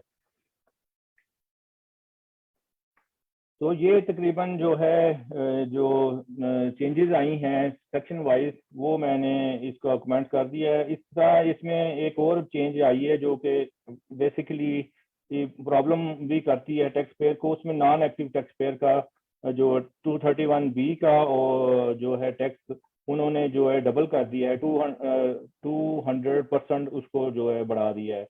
तो नॉन एक्टिव का इशू नहीं था, इसको नॉन फाइलिंग करना चाहिए था। नॉन एक्टिव का जब रिटर्न फाइल कर रहे होते किसी वजह से बात रिटर्न फाइल नहीं हो सकती या प्रॉब्लम आ जाती है, तो कम से कम वो ये भी होता है कि वो रिटर्न तो फाइल कर रहे हैं और किसी वक्त मिस हो गई तो उसको तो रिटर्न फाइल नॉन एक्टिव हो गया तो उसके ऊपर आप जो है उसको डबल कर रहे हैं। तो नॉन एक्टिव वाला कंसेप्ट जो है इसमें इनकम टैक्स में और सेल टैक्स में जो उन्होंने इंट्रोड्यूस किया है वो किसी हद तक ठीक नहीं है। तो नॉन फाइलर और फाइलर का जो कंसेप्ट उनको रखना चाहिए और नॉन फाइलर की तरफ तो जो ज़्यादा देनी चाहिए उसके। तो ये थोड़ी सी चेंजेस आई थी इसमें जो सेक्शन वाइज है। मैंने कहा इसको आप लोगों को जो है वो मैं अपने इस पे चूँकि मैंने प्रिपरेशन की थी तो मैं इसको सेक्शन वाइज आपको जो है ना इसको ब्रीफ कर दूँ। शुक्रिया सर। जी थैंक यू मुनीब साहब, आपने माशाल्लाह काफ़ी अच्छे तरीके से एक्सप्लेन कर दिया। और मेरा ख्याल है कि अब जो एक प्रैक्टिस FBR में शुरू हुई है कि वो एक एनॉमली कमेटी बना देते हैं और इस किस्म के जो नॉन एक्टिव और नॉन फाइलर के इश्यूज आते हैं ड्राफ्टिंग के, ये उसमें एड्रेस हो जाएंगे। एक जो हमारा बड़ा अच्छा जो फाइनेंस मिनिस्टर ने अनाउंस किया वो ये था कि जो गवर्नमेंट एम्प्लॉयज़ हैं, जिसमें हमारे काफ़ी मेम्बर्स इस वक्त गवर्नमेंट एम्प्लॉयज़ हैं, एक तो 15% इंक्रीज़ था और एक जो पिछले कई सालों से एडहॉक रिलीफ्स जो थे वो इकट्ठे होते जा रहे थे और बेसिक सैलरी उनकी पिछले 7-8 साल से एक जगह रुकी हुई थी। मेरे ख्याल 13 या 14 में लास्ट वो रिवाइज़ हुई थी। तो वो उसके बाद सारे एडहॉक रिलीफ हो रहे थे, वो सारे उन्होंने कहा ये मर्ज करके बेसिक सैलरी इंक्रीज़ कर रहे हैं। तो उसका एक बहुत बड़ा बेनिफिट गवर्नमेंट एम्प्लॉयज़ को जाएगा कि जो उनकी सैलरी है उसके अंदर बेसिक जब इंक्रीज़ होगी तो उसका इम्पैक्ट पेंशन पे भी जाएगा और उनके बाकी अलाउंसेस पे भी जाएगा। स्पेशली जो गवर्नमेंट एम्प्लॉयज़ रिटायर होने वाले हैं उनका ये मर्जर से काफ़ी उनको इम्पैक्ट पड़ेगा उनकी पेंशन कॉम्पिटिशन पे। तो मेरा ख्याल वो लोग काफ़ी इस वक्त खुश होंगे। और अच्छा, वकास साहब ने भी यहाँ हैंड रेस किया हुआ। वकास साहब आप भी कुछ ऐड करना चाहेंगे? जी अतर साहब, अभी थोड़ी देर पहले आपने जिक्र किया सेक्शन 175B जो नया सेक्शन ऐड किया और ये बड़ा इम्पोर्टेंट सेक्शन है जिसकी तरफ आपने इशारा किया।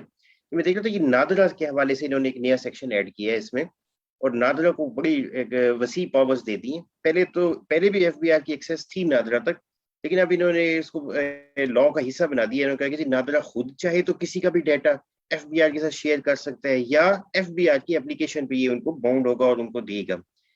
अब उसमें इनकम तक की बात कर दी है कि जी उसके एसेट्स या इनकम से मुतालिक भी अगर कोई इंफॉर्मेशन या डाटा नादरा के पास है तो वो FBR को देगा। लेकिन इसका एक सब सेक्शन 4 है 175B का, बड़ा कंफ्यूजिंग है और बड़ा हैरानकुन भी है। ये क्या कैसे इसको मैनेज करेंगे?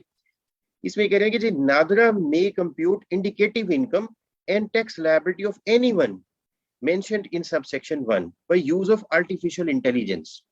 इसका मतलब है NADRA will also compute the income और डिटरमिन द टैक्स लायबिलिटी। ये सबसे बाहर है, नादरा कैसे कंप्यूट करेगा और आर्टिफिशियल इंटेलिजेंस का इस्तेमाल कैसे किया जाएगा? बहरहाल ये अब अगले कुछ दिनों में चल के बाद मुझे शक पड़ता है कि ये भी हो सकता है कि अमेंडमेंट चैलेंज हो जाएगी। बिल्कुल कुछ ऐसा ही लग रहा है, अनटिल अनलेस के ये कोई आईटी के एनालिसिस से ही कोई वो इनकम कैलकुलेट करें, और अदरवाइज तो इनको अगर कोई पर्सन है तो उसको तो स्पेशल पावर हमारे इनकम टैक्स ऑर्डिनेंस से मिलेंगी, तो तब वो ये इनकम कॉम्पिटिशन का काम कर सकता है। ये कॉन्ट्राडिक्टरी हो जाएगा ये इनकम टैक्स अथॉरिटीज के साथ ना, नादरा वाले अगर अपनी कॉम्पिटिशन शुरू कर देते हैं। बिल्कुल सही है, बिल्कुल सही। मेरे ख्याल अजीम साहब ने भी सेक्शन पढ़ लिया, उनका भी हैंड रेज हो गया। सर आप कुछ ऐड करना चाहेंगे? जी, वकास भाई ने बड़ी अच्छी बात की है। इसी सबसेक्शन 4 पे बिल्कुल इंडिकेटिव इनकम और टैक्स लायबिलिटी कंप्यूट की जाएगी आर्टिफिशियल इंटेलिजेंस या मैथमेटिकल। वकास साहब बस सिर्फ ये क्लैश को बचाने के लिए अगले सबसेक्शन 5 में बोला है कि ये जो कुछ भी ये कर लेंगे तो they shall be notified by to the board. तो ये बोर्ड को नोटिफाई करेंगे और फिर वहां से एक ऑर्डर पास होगा, और जो कि अमेंडेड असेसमेंट हो सकती है।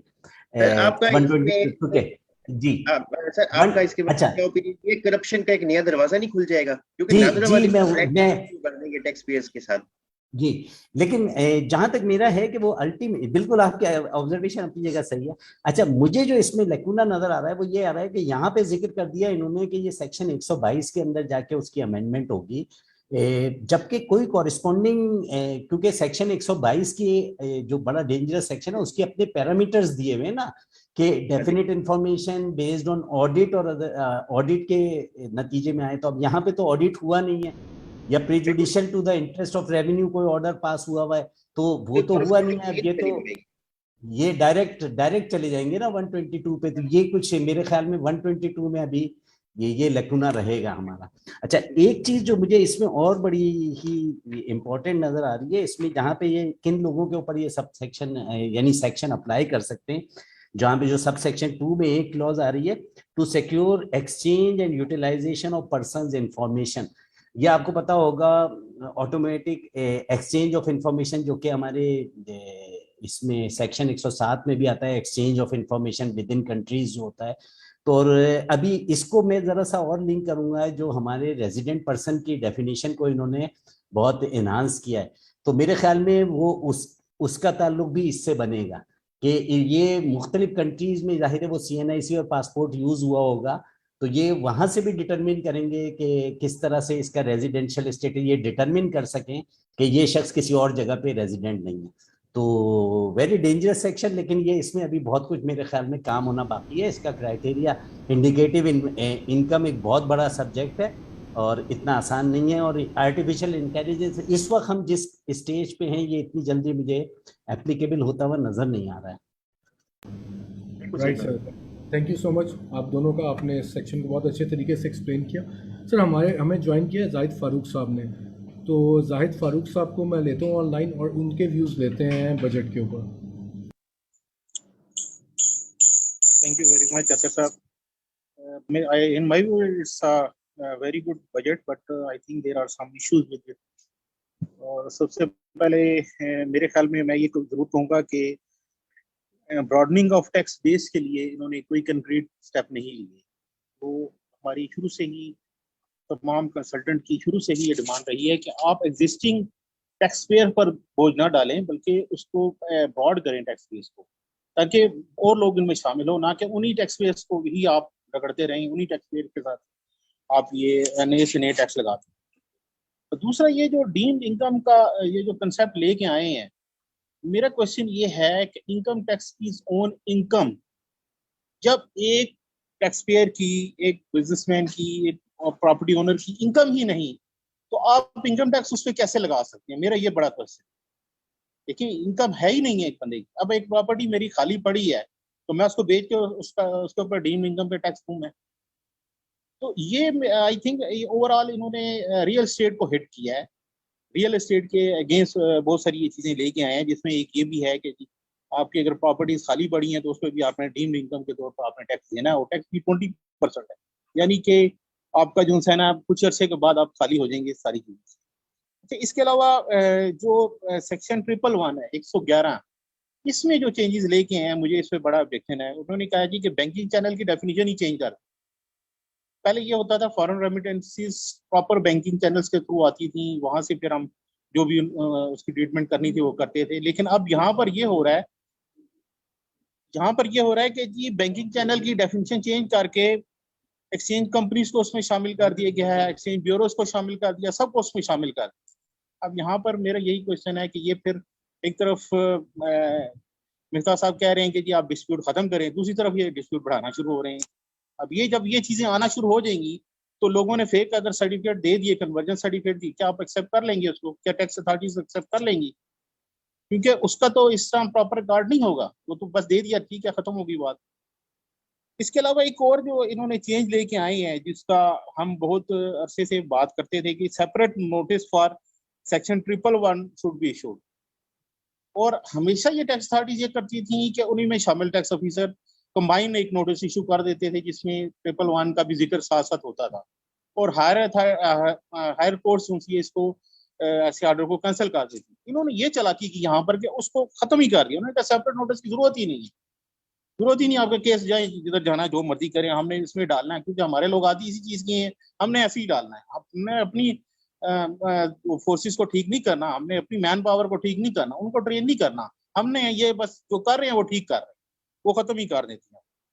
एक और चीज की फॉरेन रेमिटेंसीज पे जो फॉरेन पेमेंट्स कर रही हैं बैंकिंग फॉर सर्विसेज, उस पर भी इन्होंने टैक्स लगा दिया। मेरे ख्याल में वो एक अच्छा स्टेप है।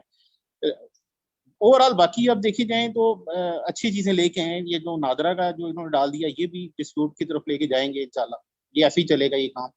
तो मेरे ख्याल में ये चीजें सारी इनको चेंज करनी पड़ेगी। सबसे पहले डीम्ड इनकम को तो आई थिंक खत्म करना पड़ेगा, क्योंकि ये सबको हिट करेगी, ना सिर्फ हम लोगों को, दूसरे लोगों को, सबको हिट करेगी। और सबसे बड़ा क्वेश्चन है मेरा, जो सबसे बड़ी बात मैं बार बार कहूंगा कि इनकम टैक्सेस ऑन इनकम, जब आपकी इनकम है ही नहीं तो मैं उस पर टैक्स क्यों दूं? या तो इसको नाम चेंज करें आपने, जी वेल्थ टैक्स है, ठीक है, बात खत्म हो गई। तो यहाँ पर ये जो बहुत बड़ी इन्होंने कंट्राडिक्शन डाल दी है, और आई थिंक मेरे ख्याल में यही काफी है। Thank you very much.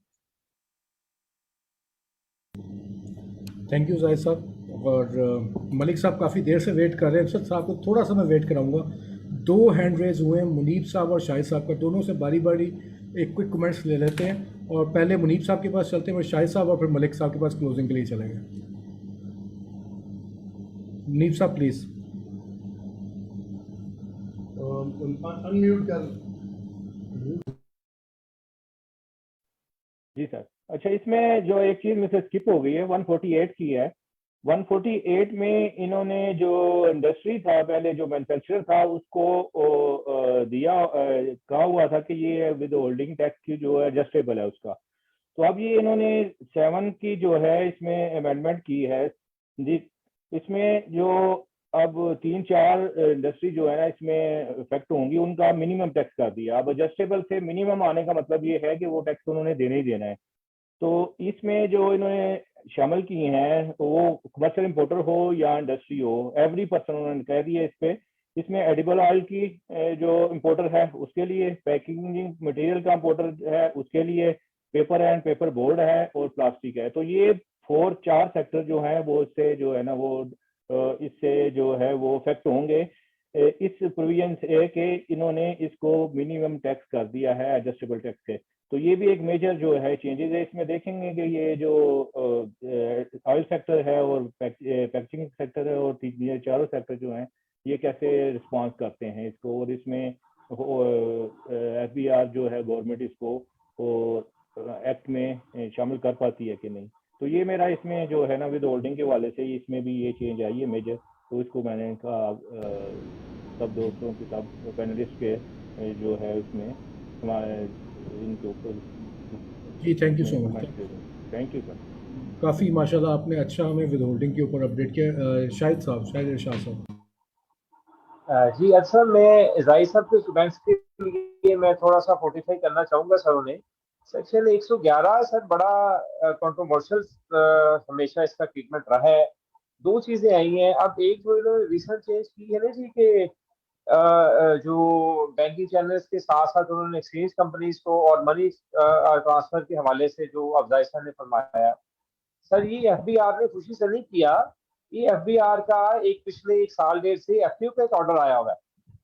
FTO ने स्टेट बैंक को एक्सप्लेनेशन के लिए लिखा कि ये जितनी जो फॉरेन रेमिटेंस है इसका, चूंकि उन्होंने सब्सटेंस ये लिया कि आप सोर्स को वेरीफाई करना चाहते हैं और जो रिसिपिएंट है उसको वेरीफाई करना चाहते हैं, तो क्या ये एक्सचेंज कंपनीज और जितने भी ये सारे वेस्टर्न यूनियन वगैरह है, क्या ये उनकी डेफिनेशन पे पूरा उतरते हैं? तो वो एफटीओ की उस प्रोसीडिंग में, क्योंकि मैं भी वहां पे अपने केस के सिलसिले में वहां पे था, तो वो स्टेट बैंक ने उनको वेरीफाई लिख के वेरीफाई किया कि जी इसकी ट्रेसेबिलिटी जो है, जो इस लॉ की स्पिरिट थी, जो इसका सब्सटेंस था कि ये उसकी जो ट्रेसेबिलिटी चाह रहे थे, तो स्टेट बैंक ने लिख के ओपिनियन दिया एफटीओ को, तो फिर एफटीओ ने ऑर्डर कर दिया और वही ऑर्डर्स लेके महकमा इस वक्त फंसा हुआ है। और महकमे ने, क्योंकि इस के पाइपलाइन में बहुत सारे केसेस थे जो सेक्शन 111 का, जो लोग वेस्टर्न यूनियन और जो मनी एक्सचेंज कंपनीज के थ्रू जो पैसे इन लोगों ने वसूल किए हुए थे, तो ये उसको हिट बाय सेक्शन मतलब 111(4) में ये सारे उड़ा रहे थे। तो एक तो सर मैं ये इसमें तो थोड़ा सा बैकग्राउंड आपके साथ शेयर कर लूँ। दूसरा, जो सेपरेट नोटिस के हवाले से जो जो अमेंडमेंट आई है ना जी, कि इसके लिए सेक्शन 111 का सेपरेट से नोटिस देना अब कंपल्सरी नहीं रहा, तो वो फिर भी अभी ये महकमा या गवर्नमेंट जिस तरह से मर्जी कर ले, ये बात कोर्ट में बड़ी अच्छी तरह से उठेगी, क्योंकि 122 का एक ब्लैंकेट नोटिस दे के ये सारा कुछ उसी एक ऐसे नोटिस पे नहीं डाल सकते। 109 में, 108 में, अगर जहां पे भी महकमे में कोई, अगर आपकी असेसमेंट में जो आपकी डीम असेसमेंट ऑर्डर है उसमें अगर कुछ फ्लॉ आया है, तो या तो डेफिनेट इन्फॉर्मेशन के हवाले से उन्हें कुछ थोड़ा सा सोर्स देना पड़ेगा कि definite information how they have gather the definite information. और दूसरा, स्वीपिंग शोकस फिर भी नहीं कर सकते, अफसर को फिर भी अपनी ऑर्डर रिपोर्ट में चांस ऑफ बीइंग हर्ड देना पड़ेगा और उसको अपनी इंटेंशन इन रिटर्न में कहीं ना कहीं शो करनी पड़ेगी, क्योंकि सेपरेट से जो उसके लिए शोकास देना और फिर 3 शोकास नोटिस, वो जो 1992-98 वाले एसआरओ चला आ रहा है कि जी 15 दिन की 3 डिस्टिंक्ट नोटिस देना जरूरी है, so that chance of being heard may be established. लेकिन अब इसमें अभी भी वो आपको किसी ना किसी मौके पे लिख के अपनी इंटेंशन क्लियर करेगा कि I want to add your to your income फला फला, जो अगर आपके अनएक्सप्लेन सोर्सेज हैं, कोई अनएक्सप्लेन डेबिट्स हैं या क्रेडिट्स हैं, तो ये महकमा इतनी आसानी से ये एक छोटी सी लाइन लिख के कि जी notice may not be served under section 111 and amendment may be done, ये इतनी आसानी से जान इनकी छूटेगी नहीं, क्योंकि लिख के ये नोटिस सर्व करेंगे। इंटेंशन, हमने बहुत सारे केसेस इस चीज पे अपनी कंपनी की तरफ से जीते हुए हैं कि जिस भी जगह पे अगर अफसर ने शोकास नोटिस में अगर अपनी इंटेंशन शो नहीं की किसी हवाले से ऑर्डर रिपोर्ट में, तो वो उसको जंप एट कंक्लूजन या स्वीपिंग स्टेटमेंट के थ्रू ऐड नहीं कर सकता। अगर कर भी लेते हैं तो अगर कमिश्नर अपील आपको रिलीफ नहीं देता, तो ट्रिब्यूनल लेवल पे हमने बहुत सारे केसेस में इसमें रिलीफ लिया। सो नथिंग टू वरी इंशाल्लाह इन दिस सेक्शन। चलिए सर, अच्छी खबर देने का शुक्रिया।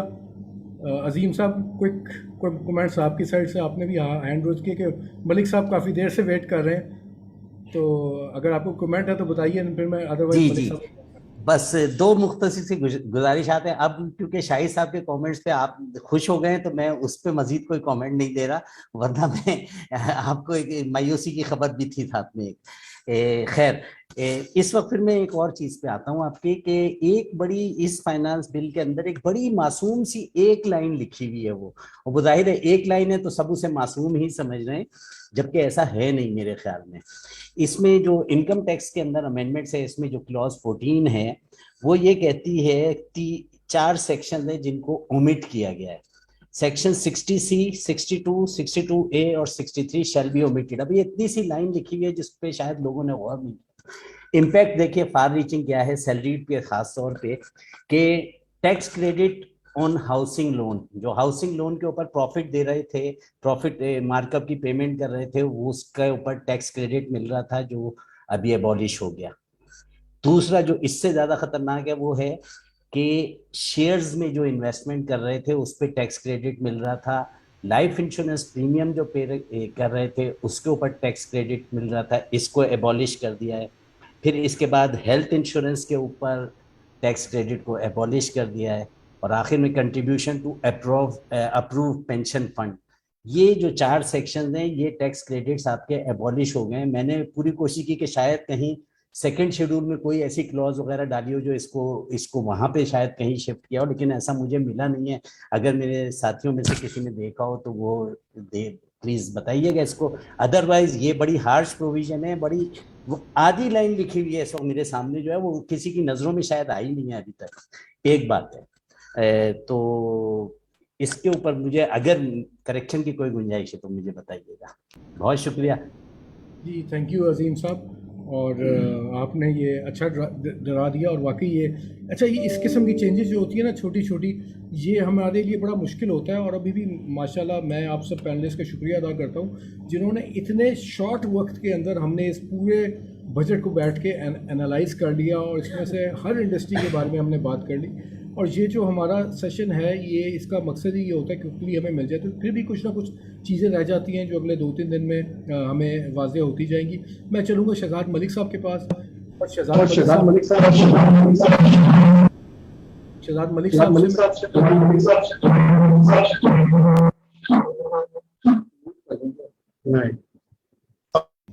तो उनसे मैं ये रिक्वेस्ट करूँगा कि वो एक हमें थोड़ा सा जनरल व्यू भी दें और कुछ अगर कोई चीज़ें हमारे क्वेश्चंस मिस हो गए उनके बारे में बताएं।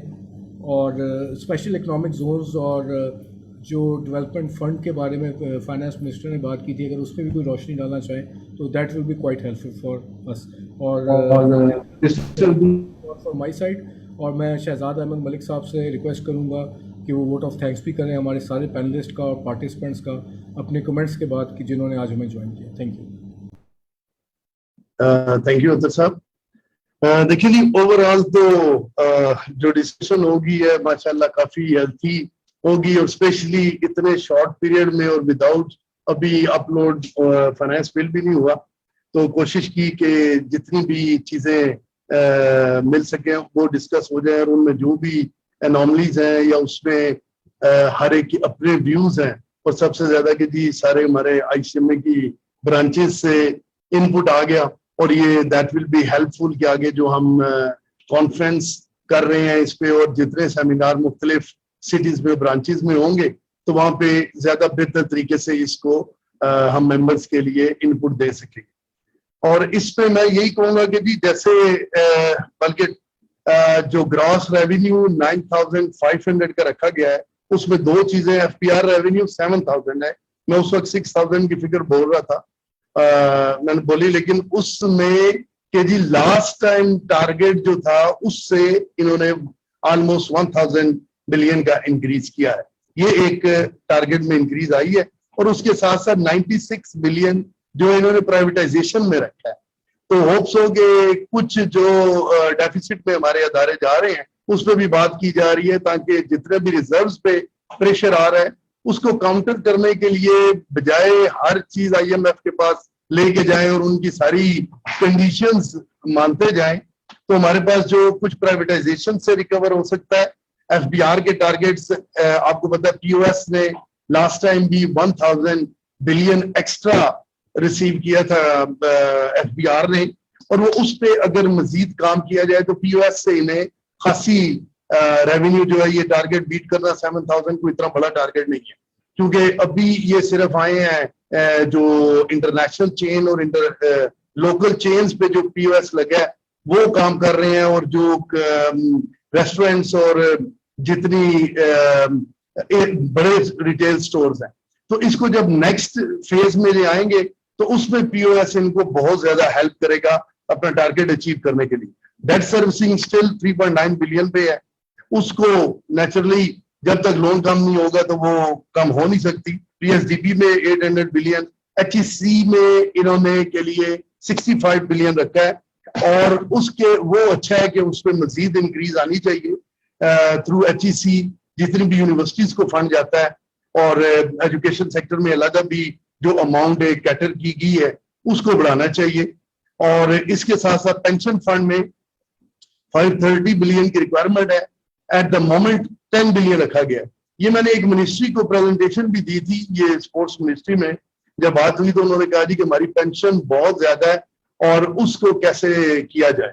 तो मैंने उन्हें एक मॉडल बताया था कि जी जो कनाडा का मॉडल है उसको अगर अडॉप्ट किया जाए तो एक उस पे अच्छा फंड इनिशियली गवर्नमेंट अगर रख दे पेंशन में और उसी से वो अर्निंग करके वहीं से ही आहिस्ता आहिस्ता वो पे करे जितने भी एम्प्लॉइज हैं जो रिटायर होते हैं और उनके लिए। तो वो एक उस तरीके से इन्होंने तो 10 बिलियन रखा, अगर फर्स्ट टाइम एक बजट बेहतर रख लिया जाए तो उसी में से हर साल पेमेंट की जाए और उसी के रेवेन्यू वहां से ही एक सेपरेट उसको फंड बना के इन्वेस्टमेंट भी की जा सकती है और उस पर भी जो अर्निंग हो वहां से भी पे किया जा सकता है। और व्हीकल टैक्स जो बढ़ा रहे हैं ये अच्छी चीज है, क्योंकि आजकल व्हीकल्स जो है बहुत ज्यादा ऑलरेडी मार्केट में आ चुकी हैं, तो उस पर जो अफोर्ड कर सकता है तो उस पर टैक्स बढ़ना चाहिए। इन्होंने 1600 सीसी और उससे ऊपर जो 1 लाख और 2 लाख के टैक्सेस का अनाउंस कर रहे हैं वो आना चाहिए। और इसके साथ जो बात हो रही थी 111 सेक्शन की, उस पर मैं भी यही ऐड करूंगा कि देखिए इन्होंने 122 के 9 का जब भी नोटिस देते हैं तो ये पहले भी कोर्ट में चैलेंज हो चुका है कि जी 111 के लिए सेपरेट होना चाहिए नोटिस, लेकिन अभी क्योंकि इन्होंने लॉ में लिख दी है तो ये उसी में ऐड करके भिजवा देंगे। और अगर लॉ का हिस्सा बन गया तो इट विल बी डिफिकल्ट कि जी अब आप उसको कोर्ट में इतनी आसानी से चैलेंज कर सके। तो बहरहाल चैलेंज जरूर होगा, जो भी प्रैक्टिसिंग है या लॉयर्स हैं वो इस सेक्शन को चैलेंज करेंगे कि जी ये 111 का सेपरेट होना चाहिए, लेकिन दे विल ट्राई कि उस 122(9) में और उसी में ही इसको कवर किया जाए। इसके साथ साथ स्टिल डेफिसिट बजट है कि जो 3.7 बिलियन का ऑलमोस्ट 3.9 का बल्कि फिगर जो मैं देख रहा हूँ उसमें है, तो उसमें गवर्नमेंट को स्टिल अप्रोप्रिएट करनी पड़ेगी फिगर्स, चाहे वो प्रोविंशियल उससे मैच करे। अभी क्योंकि इन्होंने रेस्टोरेंट्स और की जितनी पेमेंट्स हैं वो भी ट्रांसफर कर दी हैं प्रोविंस को, वो भी इनके बजट में एक कलेक्शन में फर्क डालेगा। यंगस्टर्स के लिए इन्होंने 5 लाख का लोन रखा है विदाउट इंटरेस्ट, तो दैट विल बी हेल्पफुल कि जो स्टार्टअप्स हैं वो इस पे कर सके, लेकिन उसका मैकेनिज्म एक अच्छा होना चाहिए कि हाउ ये इसकी सिक्योरिटी कैसे होगी और ये किस तरीके से उस पे किया जाएगा। और जो ये कमर्शियल इंपोर्टर का 148 की बात हुई है इस फाइनल, तो उसको फाइनल के लिए पहले भी जो था शुरू में आपको पता है कि फाइनल में ही था, लेकिन अभी ये जो करी जा रहे हैं हर सेक्शन में मिनिमम का, आई थिंक सो कि इसमें नहीं होना चाहिए, ताकि इसका जो एडवांटेज है वो कमर्शियल इंपोर्टर्स का मौजूद रहे। जो रिडक्शन इंपोर्ट में हो रही है इट्स अ गुड साइन, उस पर होनी चाहिए। और उसी तरीके से हमारे रिजर्व पे जो है इस वक्त बहुत जरूरी है इकोनॉमिक्स पॉइंट ऑफ व्यू से कि जो इकोनॉमी जिस साइड पर जा रही है रिजर्व पे प्रेशर कम आए और तभी जाके ये सारा किया जा सकता है। और जो मैंने पहले भी बात की, अगर जो इन्होंने इंक्रीज कर रहे हैं नॉन फाइलर का, मैं इस पे बहुत ज्यादा कन्विंस हूँ कि इससे हेल्प होगी और इससे मजीद जो फाइलर्स हैं और आपके आएंगे। अदरवाइज एज सच इन्होंने कोई नहीं ऐसी कोई स्कीम नहीं दी कि टैक्स ब्रॉडनिंग की जाए। टैक्स ब्रॉडनिंग का जो है हम हमेशा से ही कहते हैं 1.5% से ऊपर ये जा नहीं रहे और उस पर फिर प्रेशर जितना है वो इस पे आ रहा है। एक मिफ्ता साहब ने अपनी स्पीच में बात की कि हम विदहोल्डिंग टैक्स को कम करेंगे, और वो विदहोल्डिंग टैक्स को कम करना तो ठीक है, लेकिन इनके पास जब वर्किंग जितनी भी पहले भी आई है इस पर एक्सरसाइज हुई है कि ऑडिट जो करते हैं ये जितने ऑडिट पूरे साल में किए गए उससे ज्यादा उनकी अपनी सैलरीज और एक्सपेंसेस हैं ऑडिट डिपार्टमेंट ऑफ एफबीआर, तो विदहोल्डिंग से ही इन्हें अर्निंग होती है। अगर ये उसको कम करेंगे तो फिर वो ही ज्यादा एक करप्शन साइड है उस साइड पे भी ये जाएंगे। तो मेरे ख्याल है जो विदहोल्डिंग इस वक्त रह गए हैं उन पे बजाय कम करने के उस पे इंसार रहना चाहिए और ऑडिट का जो मैकेनिज्म है उसे बेहतर करें। और कैपेसिटी बिल्डिंग के लिए हम ऑलरेडी हमारी जो पहले मिनिस्टर से उनके साथ भी प्रेजेंटेशन हुई और जो इशरत हुसैन साहब से उस पे हमने आईसीएमए की तरफ से भी प्रॉपर प्रेजेंटेशन दी है कि जी कैपेसिटी बिल्डिंग की जाए और उसमें प्रोफेशनल्स की इंडक्शन हो, जिसकी वजह से आपका ये रेवेन्यू बढ़ सकता है, बजाय इसके कि एक रूटीन के ऑडिट्स और रूटीन का जो एफबीआर का टारगेट अचीव करने का जो मेथड है वो एक हैरासमेंट ही लेके आता है और एक जो फ्रेंडली एनवायरनमेंट है वो कहीं भी अचीव नहीं हो। तो विद दीज वर्ड्स जी सारों का शुक्रिया, जितने भी हमारे कैंपस में वकास साहब, शाहिद साहब, मुनीब साहब, अजीम साहब और रजाक साहब, तो ये सारे लोगों ने जो पार्टिसिपेट किया और अतर साहब का खास तौर पर जो इन्होंने मॉडरेट किया और इन्होंने लास्ट 2 इयर्स में भी इसको एक चैलेंज के तौर पे लिया था। तो अल्लाह का शुक्र है अब हम हर साल इसको लेके चल रहे हैं। और अच्छा, मुनीब साहब ने अभी लास्ट को कमेंट करना है। चले मेरे बाद बहरहाल मुनीब साहब का अगर कोई है कमेंट तो कर देंगे। और यहाँ पे जो मेरे साथ टीम बैठी है उसमें अपना जाहिद फारूक साहब, जमशेद साहब और सजाद साहब बैठे हैं। इन्होंने यहाँ पे और सेक्रेटेरिएट उसके साथ मिस हिना और मिस हमीदा बैठी हैं। इन्होंने पूरे बजट में साथ बैठ के ये काम किया ताकि ये तैयारी, एक हमारी जो कॉन्फ्रेंस है वो वैसे तो कल होनी थी, लेकिन मिनिस्टर साहब ने अभी तक उन्होंने कहा जी मैं बजट के बाद कंफर्मेशन दूंगा, थोड़ी सी चेंज आ गई है। तो होप्स हो कि हम मंडे या इसको ले जाएंगे ट्यूसडे तक और वो हम प्रॉपरली अनाउंस करेंगे। बहरहाल जो ब्रांचेस है जैसे कराची में तो ऑलरेडी अनाउंस भी कर दिया 15 तारीख का, तो वो अच्छी बात है। और फैसलाबाद भी फाइनल कर रहा है। तो मेरा ख्याल है वकास साहब बैठे हैं तो मुल्तान के लिए ये भी प्लान करें तो उसमें अजीम साहब को बुलाएं मुल्तान में, जरा ये गर्मी वाकई भी देखें। तो इसके साथ साथ ये है कि जी इकोनॉमिक सर्वे ICMA की तरफ से इंशाल्लाह 1-2 दिन में जो है वो अनाउंस आपको तरफ को मिल जाएगा। और इसके साथ साथ जो बजट कमेंट्री है वो भी हम वेरी सून इंशाल्लाह सारे मेंबर्स के लिए वो वेबसाइट पे भी अपलोड कर देंगे और उसमें ईमेल के जरिए भी इन्फॉर्म करने की कोशिश करेंगे। विद दीज वर्ड्स मेरी तरफ से thank you very much. Thank you जी, थैंक यू मुनीब साहब। If you still want to add something.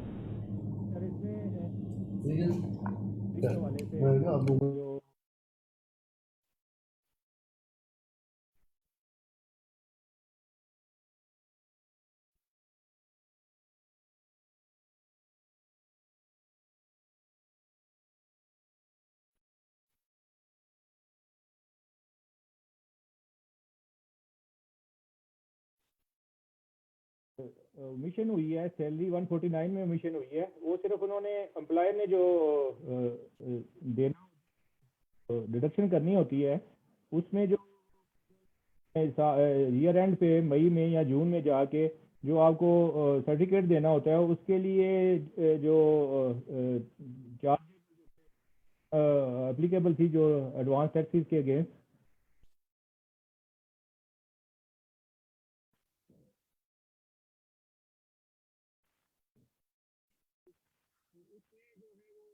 हुई है उसकी कोई डायरेक्ट से कोई तल्लक नहीं है। वो मिशन हुई है कि आप जो अप्लायर जो डिडक्शन सर्टिफिकेट देगा जिसमें वो एडजस्टमेंट करेगा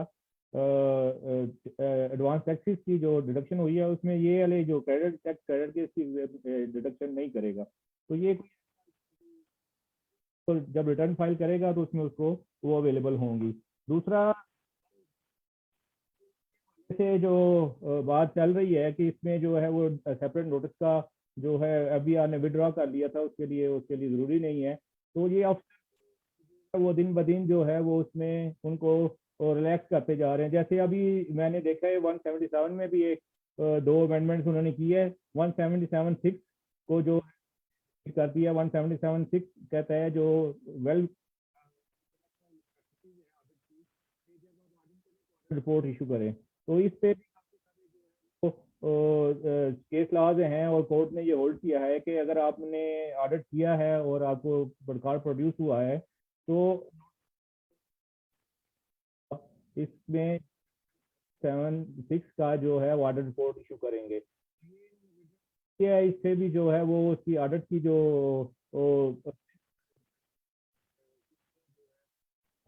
अफसर को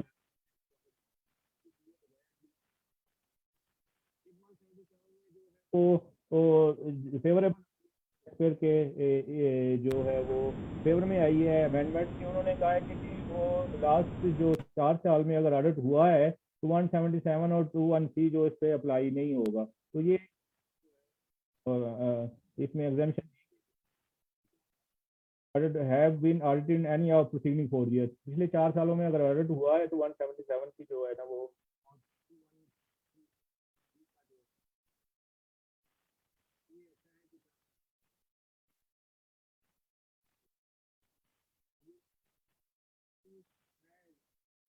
वेबिनार के लिए कहना चाह रहा हूँ कि ये माशाल्लाह हमने 2-3 इसको जो है ना वो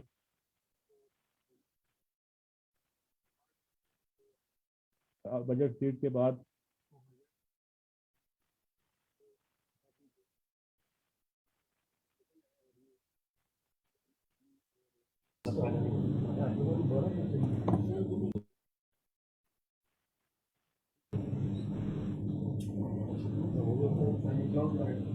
मुनीब साहब, आपकी आवाज़ मुझे एक्चुअली आ नहीं रही है, बीच में ब्रेक बहुत ज़्यादा आ रहा था। आई होप कि बाकी पार्टिसिपेंट्स को आई होगी आपकी आवाज़। तो विद दिस मैं क्योंकि हम आपको सुन नहीं पा रहे हैं, आपकी तस्वीर ज़रूर आ रही है। With this I would thank you all the participants and all the panelist, specially इतने शॉर्ट टाइम के ऊपर, और आप लोगों की पार्टिसिपेशन की वजह से ये हमारा सक्सेसफुल इवेंट हुआ है। Thank you very much. अल्लाह हाफ़िज़। अल्लाह हाफिज। Thank you.